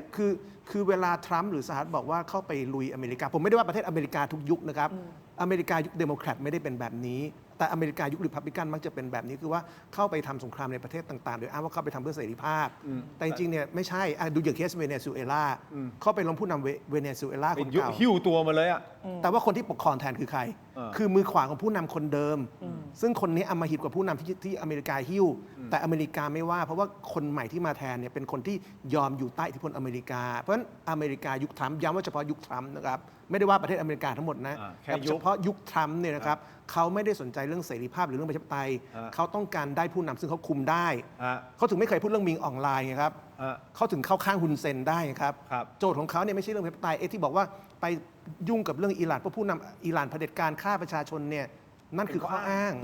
เขาต้องการให้อิหร่านเปลี่ยนผู้นำแล้วได้ผู้นำใหม่ที่โอเคกับการที่อเมริกาจะไปยุ่งเรื่องน้ำมันเอาเป็นว่าเขาสามารถที่จะคุมได้แหละใต้อนัตเขาแหละอันนี้ก็เป็นอีกอันนึงที่เราเปิดไปเมื่อสักครู่นี้นะครับก็ดูให้มันมาจาก account official หรือเปล่าปรากฏใน X มันก็มี blue tick เหมือนกันอันนี้ official White House account นะฮะใช่ซึ่งแย่นะครับเนี่ย12 ล้านวิวเนี่ยผมเข้าไปดูหน่อยมันคือการโชว์สเตทเมนต์ว่าคือการกระหายสงครามนะครับคนตาม4 ล้านคนเนี่ยเป็นการสื่อสารที่สหประชาชาติก็ทำอะไรไม่ได้ถึงบอกว่าสหประชาชาติก็เป็นหูเสือกระดาษเหมือนกันไงการสื่อสารแบบนี้ผิดพลาดมากเลยแต่เขาเจตนาเนาะต้องแยกประเด็นเหมือนกันเมื่อกี้เราคุยเรื่องสื่อตะวันตกผมว่าก็ต้องแยกนะครับคือคนไทยบางทีจะมองว่าสื่อตะวันตกนี่อยู่อันเดอร์รัฐบาลหมดไม่ใช่อย่ารู้ว่าเคสหนึ่งที่ตอนนี้เป็นเรื่องใหญ่ในอเมริกาแล้วจริงๆก็ใหญ่มาตั้งนานแล้วตอนเกิดสงครามคือเหตุการณ์ที่มีการยิงโรงเรียนเด็กผู้หญิงครับในอิหร่านแล้วเด็กตายไปเกือบ180ถูกครับนะครับตอนนี้ประเทศที่โจมตีทรัมป์มากที่สุดสื่อที่โจมตีทรัมป์มากที่สุดคือสื่ออเมริกาทั้งนั้นนิวยอร์กไทมส์เปิดประเด็นนี้วอชิงตันโพสต์เปิดประเด็นนี้หลังจากนั้นการ์เดียนเปิดประเด็นนี้เพราะฉะนั้นเวลาเราบอกว่าสื่อตะวันตกเข้าข้างอเมริกาผมว่าไม่หมดต้องแยกเรื่องผมว่าสื่อที่เป็นสื่อที่มีความเป็นจรรยาบรรณมีความเป็นวิชาชีพสูงเขาไม่สนใจนิวยอร์กไทมส์เปิดประเด็นแล้วโชว์หลักฐานหมดเลยวอชิงตันโพสต์ก็โชว์หลักฐานว่าจรวดที่มันคือโทมาฮอคนะครับทำดิจิทัลกราฟิกทำตรวจสอบย้อนหลังเลยว่าการย้ายโรงเรียนต่างๆที่บอกว่าโรงเรียนอยู่ในเขตทหารอิหร่านไม่จริงนะครับเพราะฉะนั้นตอนนี้นะครับไอ้เรื่องนี้มันเป็นเรื่องใหญ่มากนะครับในเคสของการยิงโรงเรียนเด็กนะครับเมื่อวานนี้ก็มีนักข่าวถามทรัมป์ที่ทำเนียบข่าวเรื่องการยิงโรงเรียนเด็กว่าตกลงคุณจะตอบว่ายังไงคำตอบทรัมป์ก็แบบเลิกลักเปลี่ยนไปเปลี่ยนมาตอนแรกบอกไม่ใช่เราตอนที่2บอกว่าไม่รู้ตอนที่3บอกว่ากำลังตรวจสอบอยู่ล่าสุดรู้สึกคำตอบจะเป็นบอกว่าถ้าผิดก็พร้อมจะรับผิดชอบ แต่เนี่ยเห็นไหมครับ เปลี่ยนไปเรื่อยครับ เปลี่ยนไปเรื่อยคือทรัมป์เป็นคนที่เขาเปลี่ยนทุกอย่างได้ตลอดเวลาครับเขาคิดว่าเขาเป็นกษัตริย์ของอเมริกาครับ ใหญ่สุดของโลกอ่ะเนี่ยฮะเป็น ใช่ เป็นผู้นำโลกนะครับคุณผู้ชมครับ อย่างนี้นะดรมาริกาอาจารย์ทั้งสองท่านครับ คือการในแง่ของสงครามข่าวสารต้องบอกจริงเลยนะครับว่าสหรัฐเนี่ยได้เปรียบอิหร่านมากใช่หรือไม่คุณผู้ชมลองคิดดูเพราะว่าอะไรนะฮะไม่กี่วันก่อนฮะ netblocks.org ORG นี่นะครับก็คือองค์กรเฝ้าระวังด้านความปลอดภัยทางไซเบอร์ระดับสากลก็ระบุว่าเครือข่ายอินเทอร์เน็ตในอิหร่านขัดข้องเกือบทั้งหมด โดยการเชื่อมต่อทั่วประเทศเหลือเพียง 4%ภายหลังสหรัฐและอิสราเอลเปิดการปฏิบัติการทหาร รวมทั้งสำนักข่าวต่างประเทศได้รายงานว่าอิหร่านมีการประกาศอินเทอร์เน็ตแบล็คเอาท์ทั่วประเทศอย่างต่อเนื่อง เพื่อป้องกันคลิปเหตุการณ์จริงจากภาคประชาชน ถูกส่งต่อไปยังสื่อต่างประเทศ และระบุว่าการถ่ายคลิปหรือรายงานความเสียหายจากการโจมตีของสหรัฐและอิสราเอลถือเป็นหลักฐานของความร่วมมือกับศัตรู ซึ่งจะมีโทษทางอาญารุนแรงในประเทศอิหร่านนะครับ เพราะฉะนั้นตรงเนี้ยดรมาริกาก็เป็นสื่อเก่าถูกต้องไหมฮะประสบการณ์มากมายไอ้แบบนี้เท่ากับว่ามันกำลังปิดปากคนในประเทศอิหร่านเลยใช่หรือไม่ คือมันเป็นสงครามอ่ะอย่างที่อาจารย์บอกอ่ะมันเป็นสงคราม ตอนเนี้ยคืออิหร่านเองอ่ะทำยังไงก็ได้ที่เขาก็จะต้องหาความได้เปรียบ อันนี้ข้อที่หนึ่งข้อที่สองก็คือว่าขณะเดียวกันอเมริกาเนี่ยอย่างที่บอกเขาเนี่ยสายป่านกับการยืนหยัดไม่ยาวเท่าไหร่ เพราะฉะนั้นเขาก็ต้องระดมทุกอย่าง แล้วสื่ออเมริกาเองก็คือไม่ได้เข้าข้างอเมริกัน ไม่ได้เข้าข้างอเมริกา และตอนนี้ประมาณเกือบ 50 รัฐของอเมริกาประชาชนก็ call out คือไม่เอาสงคราม แล้วก็พอ call out เสร็จปุ๊บเนี่ยก็ทางสภาคองเกรสก็ลุกขึ้นมาทำการประชุม ซึ่งเป็นการประชุมที่มาขอความคิดเห็นหลังจากที่บอมไปแล้วด้วย ซึ่งก็ผิดกฎหมายระหว่างประเทศอย่างหนักมากเหมือนกัน เพราะฉะนั้นก็เท่ากับว่าณเวลานี้เนี่ยทรัมป์เองกับรัฐบาลอเมริกาเองเนี่ยก็คือพยายามหาทางลงแหละดิฉันว่านะพยายามหาทางลงแต่มันลงไม่ได้อะเพราะว่าลงยังไงอะมันลงไม่ได้แล้วตอนเนี้ยและขณะเดียวกันการลงของทรัมป์ก็คือว่าลงให้เร็วที่สุดก่อนที่จะมีการเลือกตั้ง แต่ลงแบบไหนล่ะเพราะว่าตอนนี้มันเละไปหมดแล้ว ต้องลงแบบชนะด้วยนะ ลงแบบชนะ เป็นผู้ชนะ ถ้าลงแบบแพ้คือทรัมป์ก็จบเหมือนกันอ่ะ รีบประกาศเลยว่าชนะแล้ว เขาถึงรีบประกาศว่าชนะใช่ ชิงก่อนเลย ทั้งที่ไม่ได้ชนะไง คำถามคือไอ้ที่บอกว่าชนะอะไรคือชนะไงมันจับไม่ได้ไงคือชนะอะไร ต่อประเด็นเรื่องของสื่อนิดหนึ่งในอิหร่านเนี่ยเรื่องของอินเทอร์เน็ตเนี่ยนะฮะเท่าที่ผมติดตามเนี่ยก็อาจจะเป็นไปได้ทั้ง 3 เหตุผลนะหนึ่งคือถูกโจมตีโดนทำลายโครงสร้างพื้นฐานและกระทบอินเทอร์เน็ต สองก็คืออิหร่านปิดเองนะปิดเพื่อการป้องกันอะไรต่างๆ เหล่านี้เนี่ยนะฮะหรืออันที่สามถูกกวนจากข้างนอกนะก็เป็นไปได้หมดนะครับแต่ว่าที่สำคัญเนี่ยเรากลับมาเรื่องสื่อนะฮะข้อมูล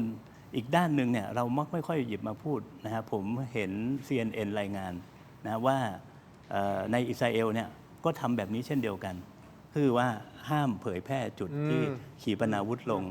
ห้ามโดยเด็ดขาดถ้าอันนี้ลองไปเช็คดูนะฮะว่ามันถูกต้องแค่ไหน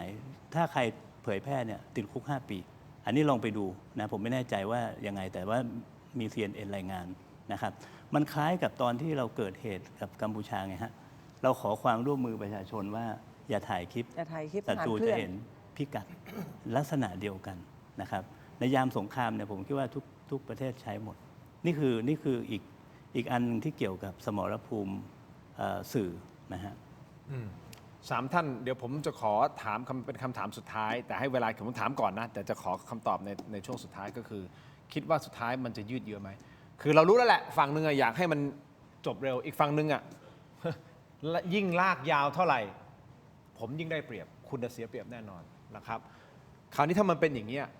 ถ้าจากการวิเคราะห์ของทั้ง3ท่านคิดว่าสุดท้ายมันจะยืดเยื้อไหมมันเป็นคำถามเดียวที่เราถามคุณผู้ชมแล้วคุณผู้ชมคิดเห็นอย่างไรจากการติดตามข่าวสารทั้งหมดเอาโหวตขึ้นมานิดนึงครับคุณคิดว่าสงครามตะวันออกกลางจะยืดเยื้อหรือไม่เพราะว่าอะไรเราอยากรู้ว่าท่านคิดเห็นอย่างไรกับสถานการณ์ตอนนี้และท่านจะต้องรับมือครับท่านต้องรับมือกับอะไรครับ ซองมาม่า เนี่ ถุ ย ง นะฮะ พลาสติก ท่านต้องรับมือนี่ อะไรต่างๆ ราคา นี่เป็นตัวอย่าง น้ำมันข้าวของแพง โอ้น่ากินนะ อ่ะลองกินไหม คือของ อันนี้ ใน กิ ถุ น ง ได้ ไม่แพงพลาสติกแพง พลาสติกแพงนี่ ของในถุงยังไม่แพงเกี๊ยวทอดยังกินได้อยู่ นี่ฮะกับหนังยางแบบนี้คุณผู้ชมครับ ตอนนี้พิษสงครามของช่องแคบฮอร์มุส ลุกลามมาถึงถุงพลาสติก หนังยางห่วงแบบนี้นะครับ มัน เมื่อ ไม่ วา ใช่ น แค่ นี้ อันนี้อย่างเดียวนะคุณทิน มันจะเป็นเม็ดพลาสติกเนี่ยที่จะมาทำเนี่ยคือมันเป็นพวกซองมาม่าก็ใช่ ทั้งหมด ซอง นะครับ ผลิตภัณฑ์ทั้งหมด ทุก ซองผลิตภัณฑ์ทุกอย่างเลยอ่ะ ก็คือผลิตภัณฑ์จากปิโตรเคมีทั้งหมด เออ นะครับคือเกิดสงครามปุ๊บเนี่ย3อย่างที่จะกระทบคือน้ำมันก๊าซปิโตรเคม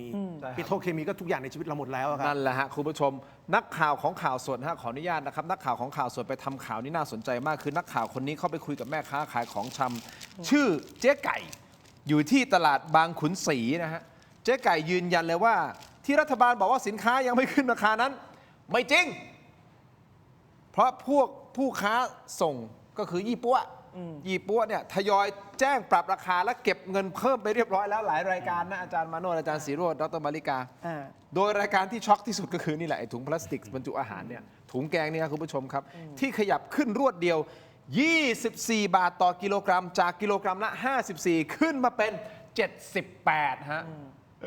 ขึ้น 25% ขึ้นมาอย่างนี้เนี่ย เยอะมากเยอะมาก เกิดมันเกือบครึ่งอ่ะ เกือบ 50% โอ้โดยอ้างว่าขาดแคลนวัตถุดิบเม็ดพลาสติก และพิษจากน้ำมันแพลงจากตะวันออกกลาง ยางเนี่ยฮะ อุ้ยขออภัยอีกทีหนึ่งแอคชั่นเยอะเกินไปหน่อย ยางรัดถุงแกงเนี่ยไม่น้อยหน้าครับ ผู้ค้าส่งแจ้งล่วงหน้าว่าสัปดาห์หน้านะ สัปดาห์หน้ายังมีไหมเตรียมตัวนะ สัปดาห์หน้าขอขึ้นอีก 10 บาทต่อกิโลกรัม จาก 95 บาทต่อกิโลกรัมเป็น 105 บาทต่อกิโลกรัม อันนี้แย่นะ คือมันเหมือนกับเหตุการณ์ซ้ำรอยรอบที่แล้วที่แบบน้ำมันขึ้นราคาทั้งที่เป็นน้ำมันสต็อกเก่า ทุก วันนี้ ที่อาจารย์นั่งคุยกับผมนี่แหละ ใช่แล้วนี่มันพฤติกรรมเดิมก็คือวัตถุดิบของเดิมสต็อกเก่าแต่ขึ้นราคา ยังไม่หมดเท่านั้น น้ำมันปาล์มขยับยกแผงนะครับ ทั้งแบบถุงแล้วก็แบบขวดปรับราคาขึ้นไปแล้วถุงละ 2 บาทจาก 50 เป็น 52 ส่วนแบบขวดเนี่ยแจ้งปรับขึ้นราคาในอัตราเท่ากันก็คือ 2 บาทเช่นเดียวกัน แก้วพลาสติกก็ขึ้นครับขนาดแก้วพลาสติกที่ใช้ใส่ชากาแฟเนี่ยคุณผู้ชมครับตอนนี้ร้านยังมีสต็อกเก่าอยู่นะครับแต่ยี่ปัวส่งสัญญาณมาแล้วนะฮัลโหลจะขึ้นราคานะครับล็อตหน้าขึ้นแน่นอนที่สำคัญแม่ค้าคนนี้บอกว่าไม่รู้เขาบอกอะไรรู้ไหมครับเขาบอกว่าแม่ค้าโอดว่าถ้าของมาแพงขนาดนี้ร้านค้าปลีกก็ไม่มีทางเลือกอื่นนอกจากจะต้องอะไรฮะ ขึ้นราคาข้าวของข้าวผัดอาจจะขึ้นจานละ10 บาท ไม่อย่างนั้นอยู่บ่ได้เด้ออยู่บ่ได้สิ่งที่เกิดขึ้นที่ตะวันออกกลางมันมาแล้วครับคุณผู้ชม แล้วมันมาก่อนการด้วยก่อนเวลา ไม่ ด้วย คือมันก็ต้องบอกว่าคนหนึ่งที่ต้องรับผิดชอบเรื่องนี้คือซูเปอร์จีเขาอยู่ไหนอะคือเรื่องนี้เราคุยตั้งแต่อาทิตย์ที่แล้วว่าคุณสุภจีเนี่ยเป็นตัวที่แบกรัฐบาลภูมิใจไทยใช่ไหมครับแล้วก็คุณสุภจีเนี่ยทำอะไรอยู่รัฐมนตรีพาณิชย์ไม่ต้องอ้างนะครับคือติ่งรัฐบาลก็ไม่ต้องอ้างนะครับว่าเขาเป็นรัฐบาลรักษาการรัฐบาลรักษาการก็มีอำนาจหน้าที่ทำเรื่องพวก เฮ้ย นี้ แต่ ได้ มันเป็นงานหนักมากนะอาจารย์ศิโรจน์มองโลกในแง่ดีบ้างมันเป็นสิ่งที่ไม่เคยเจอก็เห็นใจเขาเหมือนกันนะรัฐบาล มันก็คือสิ่งที่เราเห็นว่าตอนน้ำมันเนี่ยมันมีการเอาสต็อกเก่ามาทำราคาขายเกินเหตุรัฐบาลต้องรู้ล่วงหน้าอยู่แล้ว ผมก็อยากจะถามตั้งแต่อาทิตย์ที่แล้วว่าอาทิตย์ที่แล้วเราคุยกันว่าคุณสุภจีต้องประกาศว่าอะไรที่จะไม่ให้ขึ้นราคาจำได้ไหมซึ่งสุภจีผ่านมา1 สัปดาห์ไม่ได้ประกาศเลยนอกจากแต้มอย่างนั้นแต้มอย่างนี้แต่เนี่ยผ่านมา1 สัปดาห์แล้วเนี่ยทุกอย่างมันก็ขึ้นนะของที่ขึ้นตอนนี้มันคือของสต็อกเก่ามันคือเม็ดพลาสติกเก่ามันคือเปโตรเคมีของเก่าคุณมาขึ้นราคาไม่ได้ มัวแต่แบกอิมเมจของรัฐบาลอยู่ไง ไว้ให้พวกเม็ดพลาสติกล็อตใหม่มันมาก่อนแล้วมันขึ้นจากที่นู่นมาสิครับ อาจารย์มาโนช ใช่ บ ไห อ ม กว่า นี่ ผม คือ ข แบ อบ ไม่ อะไร เกี่ยวข้ อ่ะ อง แล้วที่รัฐบาล คือเราคุยกัน บอกว่า ถูกต้องแล้วที่เราคุยกันสัปดาห์ที่แล้วมันถูกต้องแล้วแล้วก็หลังจากเราคุยหลังจากนั้นอีก 2 วัน นายกก็มาประกาศตรึงราคาคุณน่ะรายการคุณมาก่อนการทุกเรื่องเลย แล้วหลังจากนั้นอีก 3 วันก็มาประกาศว่าน้ำมันเนี่ยนะสต็อกอยู่เท่านี้แล้วก็ตรึงราคาได้กี่วัน แล้วหลังจากนั้นก็มาประชุมครม.เมื่อ2 วัน แล้วบอกว่ามาตรการออกมาซึ่งมาตรการทั้งหมดเนี่ยออกมาจากรายการคุณตั้งแต่สัปดาห์ที่แล้ว แล้วเดี๋ยวก็จะมีปัญหาเรื่องปุ๋ยราคาแพง มัน ก็จะไม่มีใครรับผิดชอบอีก มันมาอยู่แล้ว ก็เรื่องนี้รัฐบาลต้องรู้อยู่แล้วแต่รัฐบาลไม่ทำอะไรไง ตอนนี้แต่ที่ผมเป็นห่วงคืออาจารย์มาโนชอาจารย์มาโนชบอกว่า โอ้โหแรงๆทั้งนั้นเลยตัวพ่อตัวแม่ทั้งซ้ายทั้งขวาตกใจไหมฮะอาจารย์ นิดหน่อย แต่ว่าเข้าใจว่าเขาคงคำนวณต้นทุนในอนาคตว่ามันจะแพงขึ้นจะต้องจองล่วงหน้าอะไรอย่างเงี้ย แต่มันมาปรับราคาขึ้นตอนนี้ ประเด็นคือตอนนี้คืออย่างนี้ ได้ยังไง ท่าน เอพูด จ ต ริง ๆ แล้วเนี่ยกระทรวงพาณิชย์เนี่ยเขามีกรมการค้าภายใน เมื่อมีวิกฤตปุ๊บครม.ประชุมเมื่อ3 วันที่แล้วแล้วออกมาตรการ1 2 3พอออกมาตรการเสร็จเนี่ยหรือแม้กระทั่งก่อนออกมาตรการด้วยซ้ำไปเนี่ยจริง ๆ มาตรการเหล่านี้เวลาออกเนี่ยนะมันจะมาจากการชงของอธิบดีทุกกระทรวงไม่ว่าจะเป็นกระทรวงเศรษฐกิจกระทรวงพลังงานกระทรวงพาณิชย์กระทรวงอุตสาหกรรมต่างๆเขาต้องประชุมก่อนที่จะเอาข้อมูลเนี่ยให้ใส่สมอง รัฐมนตรีแต่ละคนไปนั่งประชุมแล้วออกเคาะมาตรการอ่ะเพราะฉะนั้นแปลว่าอะไรแปลว่ากรมการค้าภายในมีหน้าที่ในการควบคุมราคาสินค้า แล้วก็มีการประกาศตรึงราคาสินค้า ซึ่งกี่ตัวบ้างซึ่งสินค้าอุปโภคบริโภคมันต้องตรึงก่อน รวมทั้งดัชนีชี้วัดทั้งไข่ทั้งมาม่าเนี่ยมันจะต้องมาสุดท้ายเลยแต่ขณะเดียวกันเนี่ยไอตัวที่มันมาก่อนคือประเภทแบบว่าผักอะไรข้าวแกงนั้นมันมาแล้วไงเพราะฉะนั้นแปลว่ามันโอลหม่านตรงที่ว่าคุณเนี่ยเห็นวิกฤตอยู่แล้วเราเจอวิกฤตมาไม่รู้กี่รอบอธิบดีคนปัจจุบันเนี้ยตอนเจอวิกฤตรอบนั้นนะตอนนั้นเป็นรองอธิบดีปัจจุบันเป็นอธิบดีวิกฤตตอนโควิดเป็นรองอธิบดีขึ้นมาจากผอเป็นรองอธิบดีแล้วก็ขึ้นมาแล้วตอนนี้มานั่งเป็นอธิบดีคำถามก่อนถ้าซุปเปอร์จีไม่เก่งอ่ะอธิบดีมันก็ต้องรู้มือดิว่าเราต้องทำยังไงคือคุณต้องออกและอีกอย่างหนึ่งอ่ะกรมการค้าภายในเนี่ยมีหน่วยพาณิชย์จังหวัดแล้วก็ขณะเดียวกันสามารถหาความร่วมมือโดยประกาศร่วมมือกับตำรวจแต่ละพื้นที่ได้นั่นก็คือการตรวจสต็อกน้ำมันตรวจสต็อกปั๊มตรวจสต็อกหัวจ่ายว่าสมมุติว่าปั๊มเนี่ยมันไม่มีบอกว่าน้ำมันหมดประชาชนบอกหมดจริงเปล่าก็ต้องไปเปิดหัวจ่ายเพราะถ้าเกิดว่าปั๊มไหนสต็อกไว้เพราะรอขึ้นเพราะว่าประกาศตึง15 วันประกาศ15 วันปุ๊บเดี๋ยววันที่6กูขายนี่ไงประชาชนก็เสียโอกาสไปแล้วไงเสียหายนะครับประชาชนนะแล้วก็ขณะเดียวกันเนี่ยอีตอนที่ประกาศก่อนหน้านั้นเนี่ยอย่างที่อาจารย์ศิโรจน์พูดสต็อกน้ำมันเก่าแล้วดันไปขึ้นมีกี่ปั๊มปั๊มต่างประเทศทั้งนั้นเนี่ย3-4 ปั๊มแล้วปั๊มเนี่ยจากนั้นปุ๊บเขาปรับราคาก็ใช่ปรับราคาลงแต่อีที่ขึ้นใครรับผิดชอบใครเป็นคนคืนเงินให้ประชาชนที่เขาเติมไปแล้ว3 วัน 4 วันเพราะฉะนั้นแปลว่าอะไรณเวลานี้เนี่ยนะคือครม.ออกมาตรการไปวัน2 วันดังนั้นสิ่งที่จะต้องเป็นมาตรการก็คือราชการหรือว่าอาสาราชการต่างๆทั้งหลายจะต้องมอนิเตอร์ข้าวของเพื่อไม่ให้ประชาชนได้รับผลกระทบถ้าน้ำมันตรึงได้แปลว่าของก็ต้องตรึงหมดนี่ไงยังไม่ประกาศตรึงเลยอย่างนี้เรามันพูดง่ายอาจารย์มาโนชคนทำบางทีมันก็ทำยากหรือเปล่าผมไม่แน่ใจนะในมุมมองของอาจารย์มาโนชคิดยังไงคือเราเอาเป็นว่าไม่ว่ารัฐบาลไหนก็แล้วแต่เนี่ยในสถานการณ์แบบนี้คือมันต้อง proactive มากกว่านี้หรือเปล่าในมุมรัฐศาสตร์ผมไม่แน่ใจนะผมมองแบบนี้นะว่าวันนี้เราเข้าใจดีว่าโลกมันอันตรายและกำลังเปลี่ยนและไม่แน่นอนมากๆผมจึงเสนอว่าเราเนี่ยต้องมีตัวตนในเวทีระหว่างประเทศนะฮะที่พอเห็นธงชาติไทยปั๊บเนี่ยรู้เลยว่าเราคือใครเราต้องการอะไรคือภารกิจของเราที่จะดีต่อโลกและดีต่อผลประโยชน์แห่งชาตินะฮะซึ่งผมคิดว่าไทยเนี่ยเป็นอย่างที่เราทราบกันเนี่ยมีเพื่อนฝูงเยอะแยะนะครับแล้วเป็นเด็กดีเราเป็นมิตรกับทุกฝ่ายนะอันนี้เป็นต้นทุนที่ดีนะครับอันที่สองเนี่ยเราควรที่จะชูเรื่องของมนุษยธรรมใช้ต้นทุนเดิมเนี่ยนะฮะชูเรื่องมนุษยธรรมให้ความช่วยเหลือทางด้านมนุษยธรรมกับคู่สงครามหรือความขัดแย้งต่างๆที่ไหนเกิดวิกฤตมนุษยธรรมเนี่ยช่วยมากช่วยน้อยอีกเรื่องหนึ่งใช่ไหมฮะเรามีอะไรนะฮะอย่างกรณีตะวันออกกลางเนี่ยเรามีนโยบายทางด้านอาหารเรามีความมั่นคงทางด้านอาหารระดับหนึ่งถูกไหมฮะเขาต้องการอะไรฮะเขาต้องการอาหารเขามีทรัพยากรนะครับเราเอาอาหารเราเอาเวชภัณฑ์ยาที่เราพอจะช่วยได้บุคลากรเนี่ยไปช่วยเขาแล้วทั้งคู่ขัดแย้งเนี่ยนะฮะเขาก็จะมองภาพลักษณ์ว่าเฮ้ยเราเนี่ย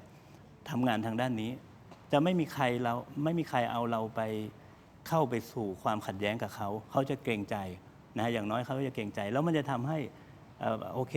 ไอ้พื้นที่ที่มีปัญหาด้านมนุษยธรรมเนี่ยเราไปช่วยเขาแต่ว่าอาหรับอีกหลายประเทศที่เขาไม่ได้มีปัญหาด้านมนุษยธรรมแต่เขามีเงินเยอะเขามีทรัพยากรไอ้ตรงเนี้ยอิมเมจของเราต่อเขาเนี่ยภาพลักษณ์ของเราต่อเขาเนี่ยจะดีเขาจะบอกโอ้ยประเทศไทยนี่สุดยอดมากซัพพอร์ตเพราะฉะนั้นเนี่ยเราต้องหาตัวตนตรงนี้แล้วผมคิดว่าใช้โอกาสที่เราถูกโจมตีด้วยเรือเนี่ยชูเรื่องนี้เลยว่าวันนี้เราจะเดินหน้าเรื่องมนุษยธรรมนะฮะในตะวันออกกลางนะฮะเราส่งความช่วยเหลือเท่าที่เราจะทำได้แล้วเราก็ไม่ใช่ว่าช่วยอย่างเดียวแล้วตัวไม่รอดนะเราก็ต้องมีอะไรที่รีเทิร์นกลับมาผลประโยชน์นะฮะอันนี้พอมองเห็นภาพนะแล้วอันนี้คือสิ่งที่เราเรียกว่าความเป็นกลางได้ด้วยนะครับคือ humanitarian aid เนี่ยเป็นนโยบายที่ประเทศไหนทำปุ๊บเนี่ยมันคือการบอกเราว่าเราเนี่ยเป็นกลางนะเราไม่ได้ช่วยชาตินะเราช่วยคนซึ่งความเป็นคนในอยู่เหนือพรมแดนชาติมันคือซอฟต์พาวเวอร์ที่สำคัญแล้วมันอาจจะนำมาสู่อย่างอื่นได้ใช่เช่นน้ำมันที่เราคิดว่าเราจะขาดแคลนก็ไม่แน่อาจจะมี แหล่งน้ำมันเพิ่มขึ้น ใช่ จากการที่เขายินดีที่จะเฮ้ยโอ้ดีนะแลกกัน ใช่ เอาอาหารมาไม่รู้นะผมมองแบบ แล้วเรื่อง ง่ายๆนะ เรื่องนี้ อาหาร ประเทศไทย ไป เคยมีประสบการณ์นะอาจารย์อย่างตอนที่มันมีเคสอีสติมอร์อย่างเงี้ยเราก็เข้าไปช่วยเรื่องhumanitarian aid เยอะนะครับเราตอนแอฟริกาใต้ผมเข้าใจว่าเราก็มีกองกำลังไทยเข้าไปช่วยเหมือนกันนะครับเพราะฉะนั้นเรื่องนี้เรามีประสบการณ์เราสามารถ โอเค ทำได้นะครับเพียงแต่ว่าวันนี้นะครับรัฐบาลต้องขยับ ครับ นะครับรัฐมนตรีกลาโหมคงยังไม่ขยับเพราะว่าท่านคงไม่ได้อยู่แล้วนะครับก็คงเป็นสุญญากาศอยู่ว่าใครจะเป็นคนขยับ ยังไม่รู้เลย คนปัจจุบันคงไม่ได้อยู่แล้วแหละนะครับคงเป็นคนใหม่แล้วอะคนคุณดอเด็กคงมานะครับเพราะฉะนั้นตอนนี้คุณอนุทินเนี่ยสามารถจริง ๆ ตอนนี้พอมันเป็นสุญญากาศของเรื่องกลาโหมคุณอนุทินสามารถพุชประเด็นนี้ได้นะว่ากองทัพไทยเนี่ยนะครับสามารถเล่นบทความช่วยเหลือเชิงมนุษยธรรมได้นะครับเราพร้อมจะช่วยอิหร่านเราพร้อมช่วยอิสราเอลใครก็ได้เราพร้อมจะเข้าไปช่วย แต่ที่ช่วยนี่คือสุดท้ายนี่คือมันก็อาจจะมีข้อดีกลับมาก็คือเรื่องของการช่วยเหลือประเทศเราในบางมิติเหมือนกันนะฮะถูกต้องไหมเพราะว่าเรากำลังกังวลอยู่ว่าขอข้าวของตอนนี้ไม่ต้องห่วงหรอกข้าวของมันแพงแล้วมันขึ้นแล้วแหละมันขึ้นแล้วแหละเดี๋ยวมันจะทยอยขึ้นเพราะฉะนั้นอย่างที่คุณมริกาบอกว่ารัฐบาลเองก็ต้องเข้ามาคุมอ่ะ ใช่ ต้องมาควบคุมตรงไหนคุมแล้วก็จัดการให้มันเป็นมาตรการให้ชัดเจน แต่ไอ้ของพวกที่ขึ้นเนี่ยมันจะคุมยากกว่าน้ำมันด้วยเพราะน้ำมันการขายมันง่ายไงมันมีโหนดของมันชัดเจน แต่ว่าสมมติอย่างพลาสติกอย่างเนี้ยมันขึ้นตามร้านปลีกเยอะไปหมดอย่างเงี้ยนะครับ ก็ไม่รู้อ่ะเขาต้องหาวิธี พูดตรงๆนะ ผมเสริมนิดนึงคือวันเนี้ยประเทศอาหรับที่รวยมากๆเนี่ยเขาพยายามที่จะถอนเงินลงทุนจากตะวันตกจากสหรัฐอเมริกานะฮะแล้วหาที่ลงทุนใหม่นะแล้วเขาก็มองมาที่ภูมิภาคเอเชียตะวันออกเฉียงใต้เนี่ยโดยเฉพาะประเทศไทยเนี่ยไอ้ตรงเนี้ยผมคิดว่ามันจะช่วยได้ ถ้าเราชูเรื่องมนุษยธรรมแลกการลงทุนหรือผลประโยชน์ เป็นจังหวะที่ดี ใช่ อ่ะนิดเดียวสั้นๆค อี รับ กอันหนึง ไป ก็ ประ คื เด็ อน ห ใน นึ่ง แง่ของมนุษยธรรมเนี่ยประเทศเราก็ไม่ได้ดูดายนะคะ คือตอนเนี้ยทูตอิหร่านพูดเองนะอิสราเอลอยู่ในประเทศไทยเกาะพะงันเต็มเลยอะรวมแล้วทั้งหมดในประเทศไทยอิสราเอลอยู่ไป 400,000 คนนะนักท่องเที่ยวนะรูปแบบนักท่องเที่ยวฟรีวีซ่ารูปแบบนักท่องเที่ยวที่มาเช่าบ้านอยู่และระยะยาว ทูตอิสราเอลทูตอิสราเอล เป็นท่านทูตท่านทูต ทูตอิสราเอล ออกมาพูดใช่ก็นอกจากนั้นแล้วเนี่ย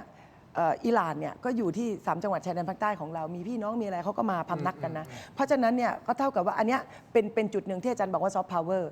ดังนั้นเนี่ยเราก็ต้องบาลานซ์แหละว่า ครับ ในแง่เนี้ยนอกจากเรื่องของเราเป็นประเทศที่ในเอเชียตะวันออกเฉียงใต้เราเนี่ยก็เป็นประเทศผู้ส่งออกอาหาร ครับ แล้วก็อันดับต้นๆของเอเชียและอันดับต้นของเอเชียอยู่แล้วด้วยนะอันดับสองก็คือว่าเราเนี่ยจะเป็นแบบเขาเรียกว่าแหล่งอาหารโลกอะเรามีนโยบายนี้อยู่แล้วทุกๆรัฐบาลมีนโยบายนี้อะ ครับ นั่นคือเป็นอู่ข้าวอู่น้ำเป็นแหล่งอาหารของโลกเลยอะ ครับ แล้วก็อันที่สองส่วนอีกอันหนึ่งก็คือว่าเราเนี่ยนะคะมีนโยบายในการที่จะไม่ฝักใฝ่ฝ่ายใดอยู่แล้วเพราะฉะนั้น3อย่างเนี้ยถ้าเราชูขึ้นมาเป็นซอฟต์พาวเวอร์ของเราอะเราว่าเราได้รับความช่วยเหลือ และขณะเดียวกันเขาจะไม่แล้วก็อีกอันหนึ่งคือท่าทีที่บอกว่าเนี่ยไอ้กรณีที่เรือเราโดนยิงอะแล้วการระมัดระวังในการคือถ้าเกิดเราแข็งกล้าวในการประกาศหรือในการพูดอะถ้าคือนิดนึงอะมันก็เพี้ยนละดังนั้นเนี่ยคือท่าทีสำคัญมาก ถ้าเกิดเราเขาเรียกว่าอะไรอะทักษะในการนำเสนอของเราดีๆอะเราก็คิดว่าเราก็จะสามารถที่จะรักษานะคะคือเขาเรียกว่ากุศโลบายทางการทูตของเราได้ดีอยู่ ครับอ่ะอย่างเงี้ยคุณผู้ชมครับนิดเดียวสั้นๆนะฮะมีการขู่นะครับจากทางด้านของอิหร่านบอกว่ามีโอกาสนะฮะที่น้ำมันจะขึ้นเป็น$200ต่อแบเรลนะครับคุณผู้ชมก็คือสำนักข่าวต่างประเทศรายงานว่าอิบราฮิมโซฟากอรีเป็นโฆษกของกองบัญชาการทหารอิหร่าน กล่าวเตือนทั่วโลกเลยนะครับบอกว่าให้เตรียมพร้อมรับมือกับราคาน้ำมันที่อาจจะพุ่งสูงถึง$200ต่อแบเรลเพราะราคาน้ำมันมันขึ้นอยู่กับความมั่นคงในภูมิภาคนะครับซึ่งสหรัฐได้ทำให้มันไม่มั่นคงไปแล้วนะครับคุณผู้ชมเอาอย่างนี้ผมอธิบายสั้นๆง่ายๆเพื่อให้เห็นภาพนะครับราคาน้ำมันสูง$200ต่อบาร์เรลแล้วมันจะมีผลยังไงกับพวกเราชาวบ้านตาดำๆในประเทศไทยอธิบายแบบนี้หากคำนวณจากราคาน้ำมันดิบ$200ต่อบาร์เรลโดยสมมตินะฮะสมมติอัตราแรกเปลี่ยนนะครับอยู่ที่ประมาณสัก35 บาทคิดง่ายๆหน่อยละ35 บาทต่อดอลลาร์รวมภาษีค่าการตลาดต่างๆรวมถึงเงินสมทบกองทุนต่างๆราคาขายปลีกในประเทศอาจพุ่งสูงขึ้นอย่างน่าตกใจยกตัวอย่างเช่นราคาดีเซลและเบนซินอาจพุ่งนะอาจจะนะถ้ามัน$200ต่อบาร์เรลจริงๆเนี่ยอาจจะไปแตะที่60 บาท ใช่ ถึง75 บาทต่อลิตรนะฮะหรือมีโอกาสสูงกว่านั้นอีกหากรัฐบาลไม่มีงบประมาณที่จะเข้ามาพยุงอุดหนุนราคาน้ำมันในประเทศค่าครองชีพแพงทั้งแผ่นดินครับ เพราะน้ำมันคือต้นทุนหลักในการขนส่งสินค้า เมื่อราคาน้ำมันมันแพงขึ้น ขนส่งแพงขึ้น ทุกอย่างแพงขึ้น ปรับราคาขึ้น คุณผู้ชมครับ ค่าไฟแพงขึ้น ถูกต้องไหมฮะค่าไฟสายการบินตั๋วก็แพงขึ้น ใช่ ตอนเนี้ยมีการคาดการณ์ว่าถ้าแพงขึ้นนี่คือแพงขึ้น 10-15% เลยนะตามต้นทุนน้ำมันที่มันเพิ่มขึ้นหนักนะฮะสั้นๆเลยครับเพราะเดี๋ยวผมเข้าใจอาจารย์ศิโรจน์ต้องออกเดินทางไปต่อนะครับ สั้นๆ คิดว่า$200ต่อบาร์เรลมันจะเกิดขึ้นได้ไหมครับอาจารย์ ไม่เกิดครับไม่เกิดครับ เพราะว่าต้นทุนของโลกทั้งโลกแบกรับไม่ไหวนะครับผมว่าอิหร่านหวังจะให้เกิด แต่ผมยังคิดว่าเขารู้ว่าถ้ามันไปถึง200ทั้งโลกพังแล้วเราก็เห็นว่าองค์กรต่างๆในโลกที่มีน้ำมันในสต็อกพากันประกาศว่าจะค่อยๆ ปล่อยน้ำมันออกมานะครับ32ประเทศผู้ผลิตน้ำมันที่มีน้ำมันอยู่ในโลกเนี่ยประกาศแล้วว่าจะปล่อยล็อตใหญ่400 ล้าน บาร์เรล ซึ่งถือมากที่สุดในประวัติศาสตร์นะครับอิตาลีวันนี้เพิ่งประกาศว่าจะปล่อยน้ำมันเข้าตลาดโลกอีก9 ล้านบาร์เรลญี่ปุ่นบอกว่าจะปล่อยประมาณ100 ล้านบาร์เรลเพราะฉะนั้นผมว่าทั้งโลกเนี่ยกำลังสู้นะครับเรื่องซัพพลายเพื่อที่จะทำให้ปัญหาน้ำมันที่อิหร่านจะคูณเนี่ยนะครับมันไม่เกิดขึ้นในทางปฏิบัติ แต่ว่าร้อยกว่าดอลลาร์มันอยู่โดนอยู่แล้ว ใช่แต่ผมว่า200ไม่มีทางทั้งโลกไม่ยอม ผมไม่แน่ใจว่าอาจารย์มาโนชมองไงในประเด็นนี้ ผมต้องขอดูสถานการณ์ในอนาคตนิดหนึ่ง คือผมเชื่อว่าอย่างนี้ฮะ คือผมพูดมานานนะว่าท้ายที่สุดแล้วเนี่ยน้ำมันเนี่ยมันจะถูกนำมาเป็นตัวที่แบ่งว่าใครอยู่ฝ่ายไหน ใครเป็นพันธมิตรกับใคร ก็จะได้ราคาไปตามนั้น เพราะฉะนั้นถ้า200มันเป็นจริงมันอาจจะเป็นสำหรับบางที่บางกลุ่มบางขั้วแต่อีกบางกลุ่มบางขั้วอาจจะ180หรือถูกกว่านั้นนะวันนี้เราเห็นสัญญาณแล้วว่าคืออเมริกาเนี่ยเขาใช้วิธีการแบบนี้มาก่อนก็คือใครซื้อน้ำมันจากอิหร่านเนี่ยแซงชั่นนะคุณโดนนะเห็นไหมฮะใช้น้ำมันเป็นเครื่องมือวันนี้อิหร่านเอาคืนก็คือใครไล่ทูตสหรัฐอเมริกาเอาเรือผ่านไปต่อไปเนี่ยในอนาคตถ้าเกิดว่าเกมมันกลายเป็นว่าอิหร่านรอดนะฮะแล้วอิหร่านรวมกลุ่มกับอาหรับจีนรัสเซียขายน้ำมันนะฮะในแต่ละตลาดไม่เท่ากันเนี่ยนะครับอันเนี้ยมันจะเป็นอีกแบบหนึ่งไปเลยนะเพราะฉะนั้นเนี่ยผมคิดว่าต้องรอดูเงื่อนไขในอนาคตนิดหนึ่ง โอเค นะฮะ ได้ครับนิดเดียวครับพอดีอาจารย์ศิโรจน์อีก2ผมมีเวลากับอาจารย์แค่นาทีครึ่งสรุปเลยอาจารย์ศิโรจน์ผมถามคำถามแล้วเดี๋ยวจะเก็บไว้ทำทั้ง2ท่านคือคิดว่าสงครามครั้งนี้จะยืดเยื้อไหมครับ ผมคิดว่ายืดเยื้อ เพราะ ยืดเยื้อเพราะว่าอิหร่านไม่ยอมให้อิสราเอลหรือสหรัฐมายึดประเทศเขาแน่นอนนะครับคืออิหร่านเป็นประเทศใหญ่พื้นที่เขาเยอะมากเพราะฉะนั้นวันนี้อิหร่านอาจจะเสียเปรียบเรื่องกำลังรบนะครับแต่ว่านี่ไม่ใช่ครั้งแรกที่เราเห็นประเทศเล็กยันประเทศใหญ่นะครับนึกถึงยูเครนกับรัสเซียวันที่รัสเซียบุกยูเครนทุกคนคิดว่าแป๊บเดียวรัสเซียถึงยูเครนเกี่ยมใน7 วันเราเห็นสงครามยูเครนเนี่ยยืดเยื้อมา4 ปีแล้วเพราะฉะนั้นผมเชื่อว่าอิหร่านเนี่ยยันได้แต่เขาจะเจ็บหนักไหมเจ็บหนักแน่แต่เขายันได้เพราะว่าภูมิประเทศเขาใหญ่ยกเว้นทรัมป์บ้าเลือดส่งกำลังภาคพื้นดินบุกนะครับซึ่งนั่นคืออีกซีนาริโอนึง โอเคได้ครับวันนี้ขอบคุณอาจารย์ศิโรจน์มากครับเดี๋ยวสำหรับของเดี๋ยวฝากให้ทีมงานจัดการให้อาจารย์หน่อยได้ไหมครับอาจารย์ต้องรีบไปตอนนี้นะครับของต่างๆมากมายเลยจะมอบให้เลยไหมล่ะตอนเนี้ยมอบได้เลยเนาะเดี๋ยวให้อาจารย์ก่อนเลยนะครับแต่เดี๋ยวผมค่อยขายทีหลังอาจารย์มีหลายอย่างเลยฮะขออนุญาตอาจารย์ อาจารย์ไปไหนอะ ขออนุญาตโทษนะครับมีทั้งยาท่าตุน้ำขาวหน้าตาอาหารคู่นะครับบัดดี้ ขอบคุณมากครับ ซิงค์นะครับไมบาซินเมดรมซิงค์พลัสและยังมีนี่ฮะโทษทีนะฮะเวอันโอสดนะฮะของดีครับทีมงานเดี๋ยวช่วยอาจารย์ด้วยนิดนึงร้านขายของชำของผมเปิดบริการแล้วนะครับนี่ ของดี บริษัทสะดวก ทั้งนั้นแหละ ไปของดีทั้งนั้นนะฮะ ได้ครับ ทีมงานช่วยหน่อยช่วยอาจารย์ศิโรจน์หน่อย ครับผม ครบเปล่าครบเนาะครบเนาะไม่มีอะไรขาดเนาะ ปึ้ง อ๋อได้มีหนังยางด้วยฮะอาจารย์ครับ เอาหนังยาง ไม่เป็นไรให้คุณทินเอาไว้ขายของให้คุณทินเอาไว้ขาย อาจารย์ศิโรจน์บอกว่า ฉันมารายการนี้นะ อ๋อ แล้วก็ฉันรับของร้านชำเธอไปนะจนกระทั่งฉันจะไปเปิดร้านชำแล้วเนี่ย เดี๋ยวจะเปิดร้านเองละอาจารย์ศิโรจน์ครับ ขอบคุณมากครับ ขอบคุณครับขอบคุณครับ ขอบคุณอาจารย์สวัสดีครับ อาจารย์ไปต่อแต่ว่าอาจารย์มาโนดกับดรมาริกาอยู่กับผมสักครู่หนึ วัน ง นี้ นะ ได้ความรู้จากอาจารย์มโนดมากเลยนะ ได้อีก อาจารย์มโนด 2-3 ควรจะมาบ่อยๆนะ อยากให้อาจารย์มาบ่อย ใช่ เรา อยู่ใกล้ๆ พยายาม เอง สุดความสามารถของเรา เดินข้ามตึกมา แต่อาจารย์เขาออกพื้นที่เยอะไง อ๋อ ลงพื้นที่บ่อยนะครับคุณผู้ชมครับอ่ะราคาน้ำมัน$200ต่อบาร์เรลเกิดขึ้นหรือไม่เกิดขึ้นก็คงต้องรอติดตามกันต่อไปนะครับแต่ที่แน่ๆคุณผู้ชมฮะสิ่งที่อาจารย์ศิโรจน์เอ่ยถึงก็คือเจเร็ดคูชเนอร์คือเป็นลูกเขยของประธานาธิบดีโดนัลด์ทรัมป์นะครับเราก็เลยมีประวัติสั้นๆนะทีมงานไปหาข้อมูลมานะฮะเจเร็ดคูชเนอร์45 ปีนะครับนี่คืออายุ 45 ปี เป็นสามีของอีวานกาทรัมป์ก็คือลูกสาวของโดนัลด์ทรัมป์เองนะครับเจเร็ดเนี่ยจบการศึกษาจากมหาวิทยาลัยฮาร์วาร์ดนะฮะแล้วก็เป็นผู้ที่ได้รับความไว้วางใจจากทรัมป์อย่างมากคือคนนี้นะฮะคุณผู้ชมครับเจ เจเรตเนี่ยมีบทบาทสำคัญอย่างมากในฐานะขุนพลข้างกายของประธานาธิบดีโดนัลด์ทรัมป์โดยเฉพาะในด้านการวางยุทธศาสตร์หาเสียงเลือกตั้ง และการเจรจาระดับโลกนะครับเช่นข้อตกลงสันติภาพในตะวันออกกลางนะครับคนนี้ฮะเจเรตคูชเนอร์นะเป็นสามีของอีวานกาทรัมป์นะครับคุณผู้ชมครับนะว่ากันต่อสั้นๆนิดเดียวคุณผู้ชมมีนี่คนนี้คืออีวานกาทรัมป์ลูกสาวใช่ไหมคนนี้เลยนะครับส่วนอีกประเด็นหนึ่งนะครับขอเพิ่มเติมข้อมูลที่ดร.มาริกาพูดไปเมื่อสักครู่นี้ว่าทางด้านของคนอิสราเอลที่เข้ามาท่องเที่ยวในประเทศไทยเนี่ย 400,000 กว่าคนนะครับแล้วมันมีข้อมูลเพิ่มเติมข้อมูลจากด่านตรวจคนเข้าเมืองเกาะพะงันในช่วงปลายปี 2568 คือปีที่แล้วระบุว่ามีชาวอิสราเอลยื่นขออยู่ต่อก็คือเป็นวีซ่า extension อยู่ต่อนะประมาณ 2,627 คนจากจำนวนชาวต่างชาติทั้งหมดประมาณ 8,000 คนนะครับทำให้เป็นกลุ่มต่างชาติขนาดใหญ่ที่สุดบนเกาะพะงันนะณตอนนี้นะฮะคุณผู้ชมครับลักษณะการอยู่อาศัยก็คือชาวอิสราเอลเข้ามาปักหลักจนเกิดเป็นชุมชนครับมีการเปิดโรงเรียนและศูนย์ศาสนาเฉพาะของกลุ่มตนเองปัจจุบันนะครับเริ่มเปลี่ยนรูปแบบจากการเดินทางมาคนเดียวเป็นการย้ายเข้ามาอยู่แบบครอบครัวมากขึ้นฮะนี่คือข้อมูลของเกาะพะงันนะคุณผู้ชมแล้วไม่ใช่แค่พะงัน ทางการเดี๋ยวก่อน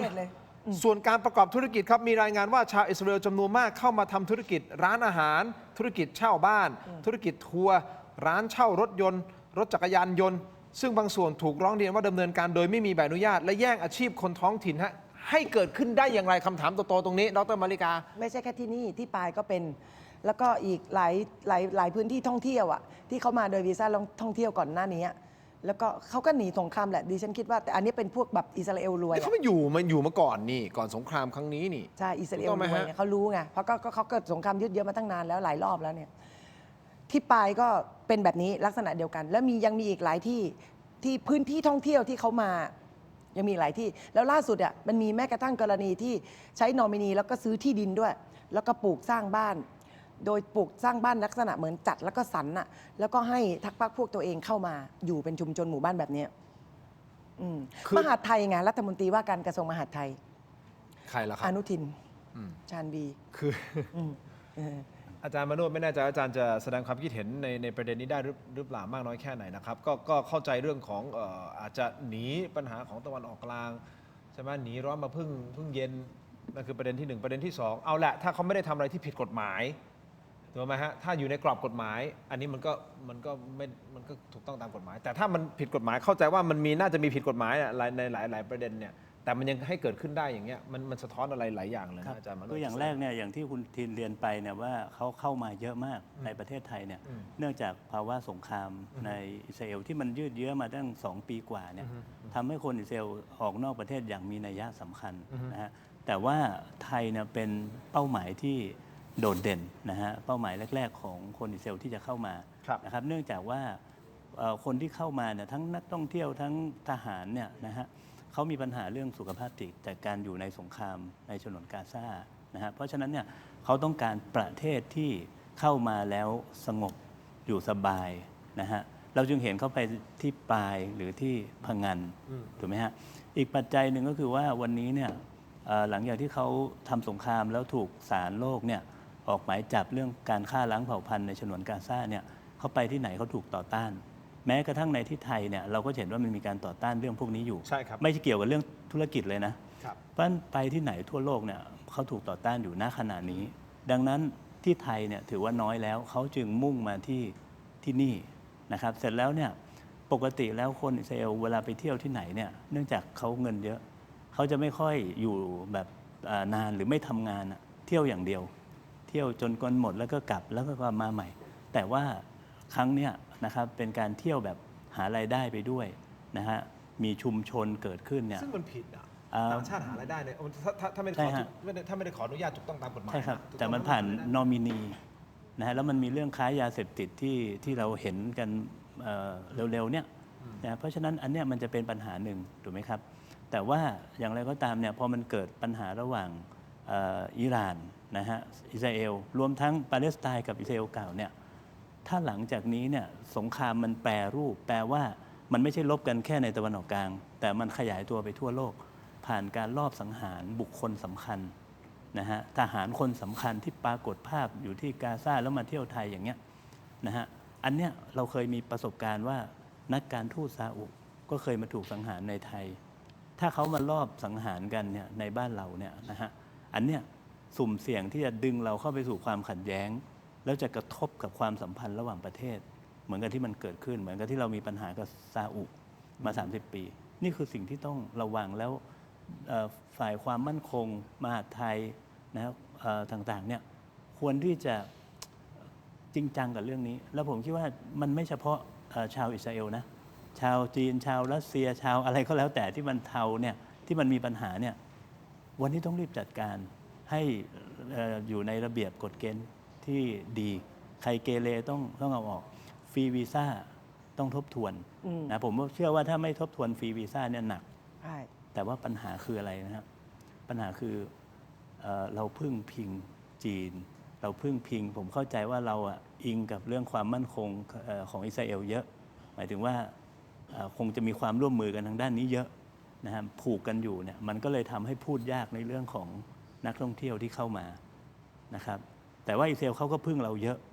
เรื่องของแรงงานไทยที่ไปทำงานที่นู่นดังนั้นมันควรที่จะมาคุยต่อรองกันใหม่ให้เรียบร้อยนะครับแต่ว่าฟรีวีซ่าเนี่ยยังไงผมคิดว่ายิ่งทบทวนเร็วที่สุดเนี่ยยิ่งดี นี่คือความท้าทายของรัฐบาล ถ้าไม่รีบจัดการ มันจะแก้ยากนะฮะ แก้ยาก ในระยะยาว ตอน พอ นี้ มันแก้ยากเราไม่เคยประสบนะใช่ไหมฮะอย่างที่บอกว่าโอเคจีนแผ่นดินใหญ่เป็นประเทศที่ใหญ่มากนะครับมี 1,400 กว่าล้านคนนะครับอาจจะมีแค่ส่วนน้อยที่ส่วนเล็กๆมากๆเลยแต่มันมาสร้างปัญหาในประเทศเราก็คือกลุ่มจีนเทาแม้แต่จีนเองเขายังไล่ล่าพวกกลุ่มจีนเทาเลยแต่มันมาสร้างฐานอยู่ที่นี่พอมันยากจนเกินการแก้ไขเขาก็มีศักยภาพจนกระทั่งใช้เงินกับระบบราชการเราได้ใช้ใต้โต๊ะกับระบบราชการเราได้ ซื้อ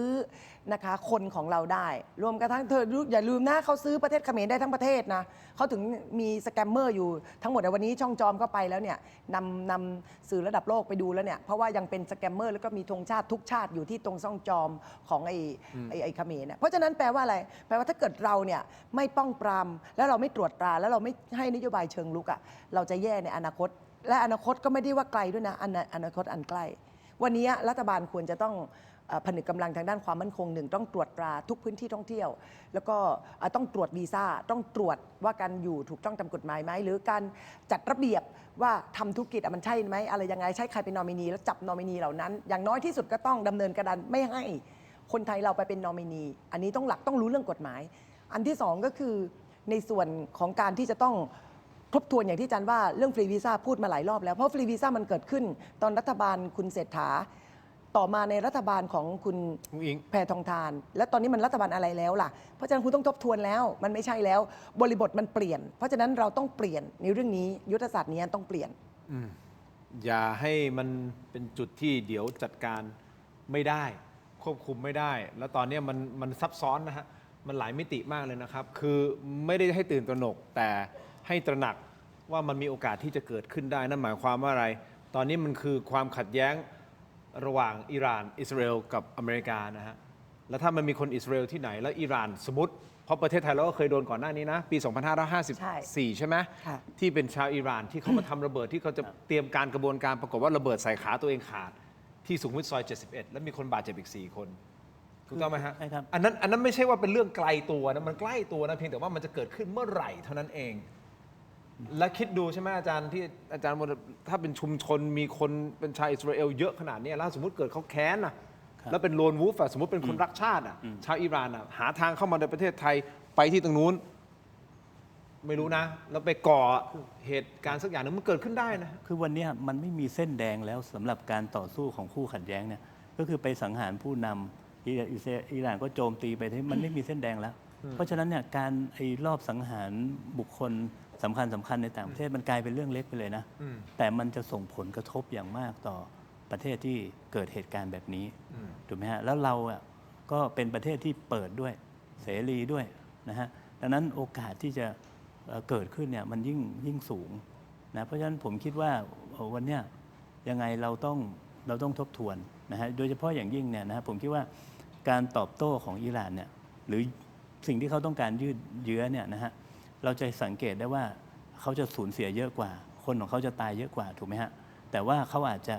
มองอีกแบบหนึ่งคือคุณทินจะเห็นว่าเวลาเขามีบุคคลสำคัญเสียชีวิตเนี่ยถูกโจมตีเนี่ยเขาจะใช้คำนำหน้าว่าชาฮีดคือการตายอย่างนักรบพอตายอย่างนักรบแล้วเนี่ยเขาก็เชื่อว่าการสู้โดยการปกป้องดินแดนเนี่ยจะได้เข้าสวรรค์นี่คือหลักความเชื่อของเขาเพราะฉะนั้นเขาถึงยื้อเกมยาวและยอมแลกกับความสูญเสียในชีวิตนะฮะที่มันอาจจะเกิดขึ้นและอาจจะล้างแค้นในต่างประเทศด้วยนะฮะเพราะฉะนั้นเนี่ยเรื่องนี้ต้องกลับมาคิดทบทวนนะครับเอาให้จริงจังแล้วก็หามาตรการที่เข้มงวดนะครับในฐานะที่เราทำหน้าที่สื่อคุณผู้ชมครับเราคงจะต้องติดตามเรื่องนี้กันต่อไปนะครับรัฐบาลน่าจะมีท่านนายกรัฐมนตรีในวันที่ 19 หรือเปล่าผมไม่แน่ใจเห็นเขาบอกจะโหวตประธานสภาวันที่ 14-15 นี้ใช่ไหมฮะ ใช่ค่ะ ดร.มาริกาแล้วก็หลังจากนั้นอีกประมาณไม่กี่วันก็จะมีการโหวตเลือกนายกรัฐมนตรีพอนายกรัฐมนตรีมาปั๊บก็จะเข้าสู่กระบวนการต่างๆทั้งถวายสัตย์ปฏิญาณและแถลงนโยบายต่อสภาอะไรก็ว่าไปตามขั้นตอนและเราก็จะมีรัฐบาลใหม่ในการบริหารประเทศเราคงต้องทำหน้าที่ติดตามและนี่เป็นอีกหนึ่งเรื่องเพราะมันคือความมั่นคงของประเทศเลยนะฮะคุณผู้ชมครับและวันนี้พูดคุยกันมานานขอขอบคุณนะครับเบดอมซิงพลัสมอบให้อาจารย์มโนนะครับขอบคุณนะครับอาจารย์ครับดร.มาริกาครับนี่นะครับขอขอบคุณนะครับเม็ดอมซิงพลัสผลิตภัณฑ์ไมบาซินจากเกรเตอร์ฟาร์มาครับมี3สูตรที่มีคุณประโยชน์จากวิตามินหลากหลายชนิดครับเม็ดอมซิงพลัสวิตามินซีและโคคิเทนกลิ่นองุ่นมะนาวเม็ดอมซิงพลัสลูทีนและบิวเบอรี่กลิ่นแบล็คเคอร์เรนต์เม็ดอมซิงพลัสเบต้ากลูแคนกลิ่นสตรอเบอรี่นะครับซิงมีส่วนช่วยในการทำหน้าที่ของระบบภูมิคุ้มกันและกระบวนการต่อต้านอนุมูลอิสระนะครับถ้าเจ็บคอไอหรืออยากเสริมภูมิคุ้มกันนะครับเลือกไมบาซินจากเกรเตอร์ฟาร์มาหาซื้อได้ที่ร้านสะดวกซื้อซูเปอร์มาร์เก็ตร้านขายยาทั่วประเทศนะครับไมบาซินจากเกรเตอร์ฟาร์มา 9-60 ปีอย่างมั่นคงและยั่งยืนนะครับขอบคุณมากๆนะครับไมบาซินที่อยู่เคียงข้างถกไม่เถียงนะครับขอบคุณมากเลยนะครับนอกจากไมบาซินผมขออนุญาตต่อนะครับอาจารย์ครับอันนี้เป็นยาดมสมุนไพรตามังกรทองจากอ้อยอันโอสถนะครับแต่วันนี้ขอแนะนำครับยาน้ำแก้ร้อนในเขากุยจากอ้อยอันโอสถเช่นเดียวกันครับบรรเทาไข้ตัวร้อนทานได้ทั้งเด็กและผู้ใหญ่มีจำหน่ายตามร้านขายยาทั่วประเทศอ่านคำเตือนในฉลากและเอกสารกำกับผลิตภัณฑ์ก่อนใช้นะครับนี่คือยาน้ำแก้ร้อนในเขากุยจากอ้อยอันโอสถแม่ผมได้ยินเสียงดร.มาริกาสูตรดมยาดมสมุนไพรตรามังกรทองจากอ้วยอันโอสถเช่นเดียวกัน อันนี้ใช้จริงนะ สูตรดมแบบจริงสูตรดมผมเรียกว่าเครื่องดูดฝุ่นเพราะว่ามันไม่มีไอตัวที่มันกระเด็นออกมาเขามีเขาเรียกตาข่ายป้องกันฝุ่นเรียบร้อยแล้วสมุนไพรเขาดีมากเข้มข้นนี่ฮะของดีถึงรสถึงชาติถึงจมูกอันนี้ก็เป็นอีกหนึ่งอันที่เป็นซิกเนเจอร์ของอ้วยอันโอสถนะครับ ดีมากนอกเหนือจาก อันนี้ฉัน น้ ใช้จริง ำแก้ร้อนในตาเขากุยนะครับขอบคุณมากๆนะครับขออนุญาตต่อเลยนะครับจากอ้วยอันโอสถนะครับที่อยู่เคียงข้างเรานี่ครับหานคู่ครับยาท่าน้ำขาว49 บาทฝาสีฟ้าตราหารคู่มาตรฐานสากลอันนี้ก็อยู่เคียงข้างถกไม่เถียงเช่นเดียวกันขอบคุณมากๆเลยนะครับอันนี้คือเป็นยาท่าน้ำขาวมาตรฐานสากลที่หาซื้อง่ายนะครับตามร้านขายยาแผนปัจจุบันทั่วไปราคาเพียง49 บาทเข้าถึงง่ายจาก HK Pharmaceutical นะครับเป็นยาท่าน้ำขาวที่แก้ท้องอืดท้องเฟ้อรักษาลำไส้อักเสบฆ่าเชื้อโรคในลำไส้นะครับยาท่าน้ำขาว49 บาทฝาสีฟ้าตราหารคู่ขอบคุณมากๆครับที่อยู่เคียงข้างถกไม่เถียงมอบให้ท่านละ2 ขวดนะครับขอบคุณมากๆเลยนะครับยาท่าน้ำขาวครับจากยาท่าน้ำขาวนะครับไปต่อกันที่บ้านหรือคอนโดใครกำลังมองหาบ้านหรือคอนโดนะครับแนะนำแอปบ้านๆครับแอปบ้านๆ by Jam นะครับเป็นแอปค้นหาอสังหาจากเครือเจมาร์ทกรุ๊ปครับมีทรัพย์ให้เลือกมากกว่า 5,000 รายการทั้งบ้านทั้งคอนโดทำเลดีลดสูงสุดนะฮะถึง 15% ใช้ง่ายด้วยนะครับค้นหาตามงบและทำเลได้ทันทีและนัดดูทรัพย์ผ่านแอปได้ฟรีด้วยนะครับใครที่กำลังหาบ้านดีทำเลโดนราคาถูกโหลดแอปบ้านๆแอปบ้านๆติดเครื่องไว้ได้เลยนะครับดูรายละเอียดเพิ่มเติมได้ที่ Facebook ถกไม่เถียงและ Facebook รวมถึง YouTube ของ Tero Digital นะครับขอบคุณมากๆเลยนะครับนี่คือแอปบ้านๆนะครับคุณผู้ชมครับขอบคุณที่ส่งข้อความเป็นกำลังใจนะครับคุณปาวาริสเดหรือเปล่าฮะขออภัยถ้าออกเสียงผิดนะฮะบอกว่าคุณทินขายของเก่งจังคุณก็ต้องซื้อของเก่งด้วยนะครับ ขอบคุณมากครับไปต่อกันที่เติมความเข้มเต็มรสกาแฟด้วยนะครับ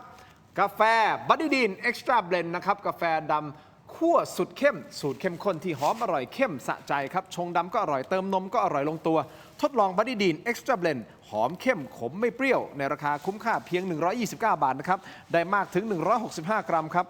สุดคุ้มขนาดนี้ลองได้แล้ววันนี้ที่ 7-Eleven ทั่วประเทศนะครับบัดดี้ดีนอร่อยเข้มไม่เปรี้ยวเต็มรสกาแฟ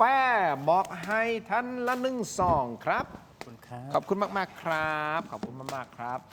ต่อกันที่นวัตกรรมใหม่ BrainTech Tri-Screen นะครับ จอเสริมสุดล้ำที่สามารถทำงานพร้อมกันได้ถึง 4 หน้าจอในเวลาเดียวกันครับ ด้วยความคมชัดระดับ Full HD และการเชื่อมต่อที่ง่ายสุด ๆ ครับ เพียงเสียบสาย USB Type C ก็พร้อมใช้งานได้ทันที น้ำหนักเบาด้วยนะฮะ สะดวกครับ พกพานี่สะดวกเลยนะครับ ถ้าใครสนใจกดเข้าไปที่หน้า Facebook Tero Digital นะครับ อย่าพลาดตอนสั่งซื้อใส่โค้ด Let's Play AI Let's Play AI เป็นโค้ดนะฮะ รับส่วนลดทันที 2,000 บาทนะครับ เรามี 2 ขนาดให้เลือกด้วยกัน 14 นิ้วกับ 16 นิ้วนะครับ ขอบคุณมาก ๆ ครับ BrainTech Tri-Screen นะครับ สุดท้ายสุดวันนี้ฮะ เสื้อผ้าก็ต้องซัก ยาก็ต้องกิน กาแฟก็ต้องดื่ม เพราะฉะนั้นผมต้องมอบให้ครับ อันนี้ครับอาจารย์ครับ ผมเชื่อว่าอาจารย์ไม่ได้ซักผ้าเองนะครับ ขอบคุณมาก นะครับ ไม่แน่กันไม่แน่อาจารย์บอกไม่แน่ ไม่แน่ แต่บริษัทสะดวกสะอาดปลอดภัยจำกัดครับ เราคือผู้ผลิตผงซักฟอกแบรนด์ไทยแท้ ที่อยู่เบื้องหลังสินค้าคุณภาพมากมายในร้านค้าชั้นนำไม่ว่าจะเป็นแบรนด์คุ้มค่าแบรนด์ Clean Action ของ 7-Eleven และ Lotus แบรนด์แชมป์ของ CJ Express แบรนด์ Clean D ของ Big C นะครับและยังมีก้อนดับกลิ่นโถปัสสาวะชายแบรนด์ Apps นะฮะดีไซน์สวยห้องน้ำหอมครับสนใจสั่งซื้อหรืออยากผลิตผงซักฟอกในแบรนด์ของตัวเอง ติดต่อได้ทุกช่องทางที่ชื่อว่า Thai Detergent นะครับ ขอบคุณมาก ๆ เลยครับ นี่นะครับ เอาละท้ายสุดท้ายถามอาจารย์ศิโรจน์บอกว่ายืดเยื้อไหมสงครามครั้งนี้สหรัฐอเมริกากับอิสราเอลไปรบกับอิหร่าน แน่นอนถ้าเราวิเคราะห์อิหร่านต้องการให้มันยืดให้มันนาน เพราะว่าถ้ายิ่งนานเท่าไหร่ยืนพื้นได้นานเท่าไหร่เนี่ยคนที่เสียเปรียบคือสหรัฐอเมริกากับอิสราเอลสหรัฐอเมริกาโดยเฉพาะสหรัฐอเมริกาดูท่าทีประธานาธิบดีโดนัลด์ทรัมป์ต้องการให้จบเร็ว เพราะนี่แต่ละวันเป็นหมื่นล้านบาทนะฮะที่เข้าไปถล่มนี่นะฮะช่วงแรกๆถูกต้องไหมครับรวมกันเป็นแสนล้านบาทแล้วนะฮะตอนนี้งบประมาณ12 วัน 13 วันเนี่ยมันใช้จ่ายกันเยอะมากและที่สำคัญถ้ามันไม่จบเร็วเนี่ยถ้าต้องส่งทหารเข้าเนี่ยยิ่งหนักเข้าไปอีกนะแล้วเลือกตั้งกลางเทอมของสหรัฐกำลังจะมาแล้วนะครับช่วงเดือนประมาณพฤศจิกายนเพราะฉะนั้นเขาต้องการรีบจบให้เร็วแต่ในมุมมองทั้งสองท่านคิดว่านะฮะซึ่งเป็นคำถามเดียวกับที่เราถามท่านนะฮะคุณเชื่อว่าสงครามตะวันออกกลางจะยืดเยื้อหรือไม่ดร.มาริกาก่อนครับคิดว่าไงฮะยืดเยื้อไม่ยืดเยื้อ2 อย่างให้เลือกยืดเยื้อเพราะว่าอิหร่านไม่มีอะไรจะเสียแล้วตอนนี้แต่ขณะเดียวกันเขาอยู่ได้ส่วนอเมริกาอยากจบเร็วแต่ว่าที่ทำไปมันเกินกว่าในการที่จะเจรจากันแล้วมันเลยจุดการทูตไปแล้วมันเลยจุดการทูตแล้วก็เลยจุดการที่จะรักษาอะไรไว้แล้วดังนั้นตอนนี้เนี่ยก็เท่ากับว่ายืดเยื้อและส่อยืดเยื้อแล้วก็เผลอในอนาคตอันใกล้เนี่ยถ้าเกิดเกินไปกว่านี้แล้วก็มากกว่านี้ยังไม่มีใครหยุดทรัมป์เนี่ยหรืออะไรก็ตามแต่เนี่ยหาทางลงไม่ได้เนี่ยก็สงครามโลกคืออะไรก็เนี่ยเดี๋ยวก็ต้องให้ประเทศแต่ละประเทศต้องเลือกข้างแล้วจีนรัสเซียก็ต้องนึกออกป่ะประเทศไทยเนี่ยพอถึงเวลาวิกฤตจริงๆเราก็ต้องเลือกข้างจำได้ไหมเราเคยเลือกข้างผิดรอบหนึ่งสงครามโลกครั้งที่2จนต้องพึ่งเสรีไทยอ่ะเพราะฉะนั้นก็เท่ากับยังไงอ่ะนั่นแหละเพราะรอบนี้เนี่ยถามว่าตอนนี้จะสงครามโลกหรือไม่มีใครอยากให้ถึงหรอกสงครามโลกอ่ะสงครามโลกแต่มันเลยจุดอ่ะมันเลยจุดปณีประนอมมันเลยจุดมากๆเพราะว่าทรัมป์ทำไปเยอะมากโอเคนี่คือมุมมองของรัฐอเมริกาไม่มีถูกไม่ผิดนะฮะมันเป็นความคิดเห็นส่วนตัวแต่แน่นอนแหละรัฐอเมริกาพูดชัดเจนว่าเราก็อยากให้มันเลิกเร็วแหละให้มันจบเร็วนะครับแต่ว่าถ้ามองแล้วดูการแล้วเหมือนกับจะยืดยาวยืดเยื้อถ้ามันยืดเยื้อจริงๆเนี่ยเราต้องเตรียมตัวในหลายอย่างในประเทศของเรานะแต่ในมุมมองของอาจารย์มโนชคิดว่ายืดเยื้อไหมครับผมคิดว่ามันจะยืดเยื้อนะแต่ว่าลักษณะของการยืดเยื้อเนี่ยมันจะเป็นยังไงเนี่ยอีกเรื่องหนึ่งนะครับอย่างที่ดร.มาริกาพูดเนี่ยทรัมป์เขาใช้ว่าคำว่า no point of return แล้วคือมันไม่สามารถที่จะกลับไปเป็นเหมือนเดิมนะหลังจากนี้โลกมันเปลี่ยนแล้วนะครับอิหร่านบอกว่าจะจบเมื่อไหร่เขาจะเป็นคนกำหนดส่วนสหรัฐอเมริกาเนี่ยตรงนี้สำคัญมากบอกว่าจะจบเมื่อไหร่จบอย่างไรเขาจะเป็นคนหารือกับอิสราเอลทรัมป์จะหารือกับอิสราเอลซึ่งประเด็นของอิสราเอลเนี่ยมันอยู่ที่เรื่องของ1 regime change ตอนนี้ยังเปลี่ยนไม่ได้2อิหร่านต้องไม่มีสัญญานุภาพเรื่องนิวเคลียร์ตอนนี้ยังทำลายไม่หมด ช่ไหมฮะ3 เรื่องขีปนาวุธอิหร่านต้องหมดเลยต้องไม่มีอะไรนะแล้วก็ต้องทำลายเครือข่ายของอิหร่านในภูมิภาคที่อยู่ในอิรักอยู่ในเยเมนอยู่ในเลบานอนกลุ่มฮิสบุลลอฮ์เนี่ยถ้าเรามองจากไอ้ปัจจัยตรงเนี้ยอิสราเอลไม่ยอมถอยง่ายๆดังนั้นอิหร่านก็เป็นสมรภูมิที่เดิมพันสูงเสี่ยงนะฮะผมคิดว่ามันจะออกมาในลักษณะที่ยืดเยื้อเพราะจะไม่มีใครชนะแบบเบ็ดเสร็จเด็ดขาดจะยื้อกันไปเรื่อยๆนะฮะคือระบอบของอิหร่านอาจจะอยู่วันนี้ต้องยอมรับนักวิเคราะห์ยอมรับหมดแต่ว่าข้างหน้าจะเจอปัญหาเยอะการท้าทายจากข้างในจะเยอะขึ้นสหรัฐอเมริกานะครับกับอิสราเอลอาจจะโจมตีอิหร่านเป็นระยะบวกกับการไปสนับสนุนกลุ่มต่างๆในอิหร่านให้จับอาวุธขึ้นสู้กับอิหร่านนะฮะรัสเซียก็อาจจะมาหนุนยังไงก็หนุนอิหร่านจีนก็หนุนอิหร่านอยู่ข้างหลังเนี่ยไอ้อย่างเนี้ยมันจะทำให้ไม่มีใครแพ้ไม่มีใครชนะไปเรื่อยๆซึ่งตรงนี้แหละนะครับที่มันจะยืดเยื้อยกเว้นแต่ว่าสหรัฐอเมริกากับอิสราเอลยอมถอยแต่ถ้ายอมถอยนั่นหมายถึงว่าตะวันออกกลางเปลี่ยนโลกเปลี่ยนอย่างชัดเจนก็หวังว่าที่ประธานาธิบดีโดนัลด์ทรัมป์จะเจอกับท่านสีจิ้นผิงกับท่านปูตินเข้าใจว่าเร็วๆนี้หรือเปล่าฮะสิ้นเดือนนี้ไม่แน่ใจแต่ว่ามีการพูดคุยกันโทรศัพท์แล้วนะกับระหว่างท่านปูตินกับท่านทรัมป์ก็หวังว่าจะมีอะไรดีๆออกมาจะเป็นคนกลางในการไกล่เกลี่ยหรือเปล่าผมไม่แน่ใจลองดู แล้วส่วนท่านคิมจองอึนของเกาหลีเหนือก็ฮึมๆอยู่เหมือนกันนะฮะก็ต้องรอติดตามครับขอบคุณทั้งสองท่านสำหรับการวิเคราะห์มาดูกันหน่อยนะครับว่าคุณผู้ชมโหวตยังไง 7,000 กว่าโหวตนะครับคุณเชื่อว่าสงครามตะวันออกกลางจะยืดเยื้อหรือไม่ 78% ยืดเยื้อเห็นตรงคล้ายๆกับทั้ง3ท่านและอาจารย์ซิโร่ก็บอกยืดเยื้อนะครับไม่ยืดเยื้อที่ 14% ไม่แน่ใจที่ 8% ต้องรอติดตามกันต่อไปขอบคุณทุกท่านสำหรับการติดตามขอบคุณแขกรับเชิญของเราทั้ง2ท่านมากๆนะครับอาจารย์มโนขอบคุณครับดร.บริยาของครับขอบคุณผู้ชมที่ติดตามครับทั้งหมดนี้คือโทมิเถียงลาคุณผู้ชมไปก่อนครับ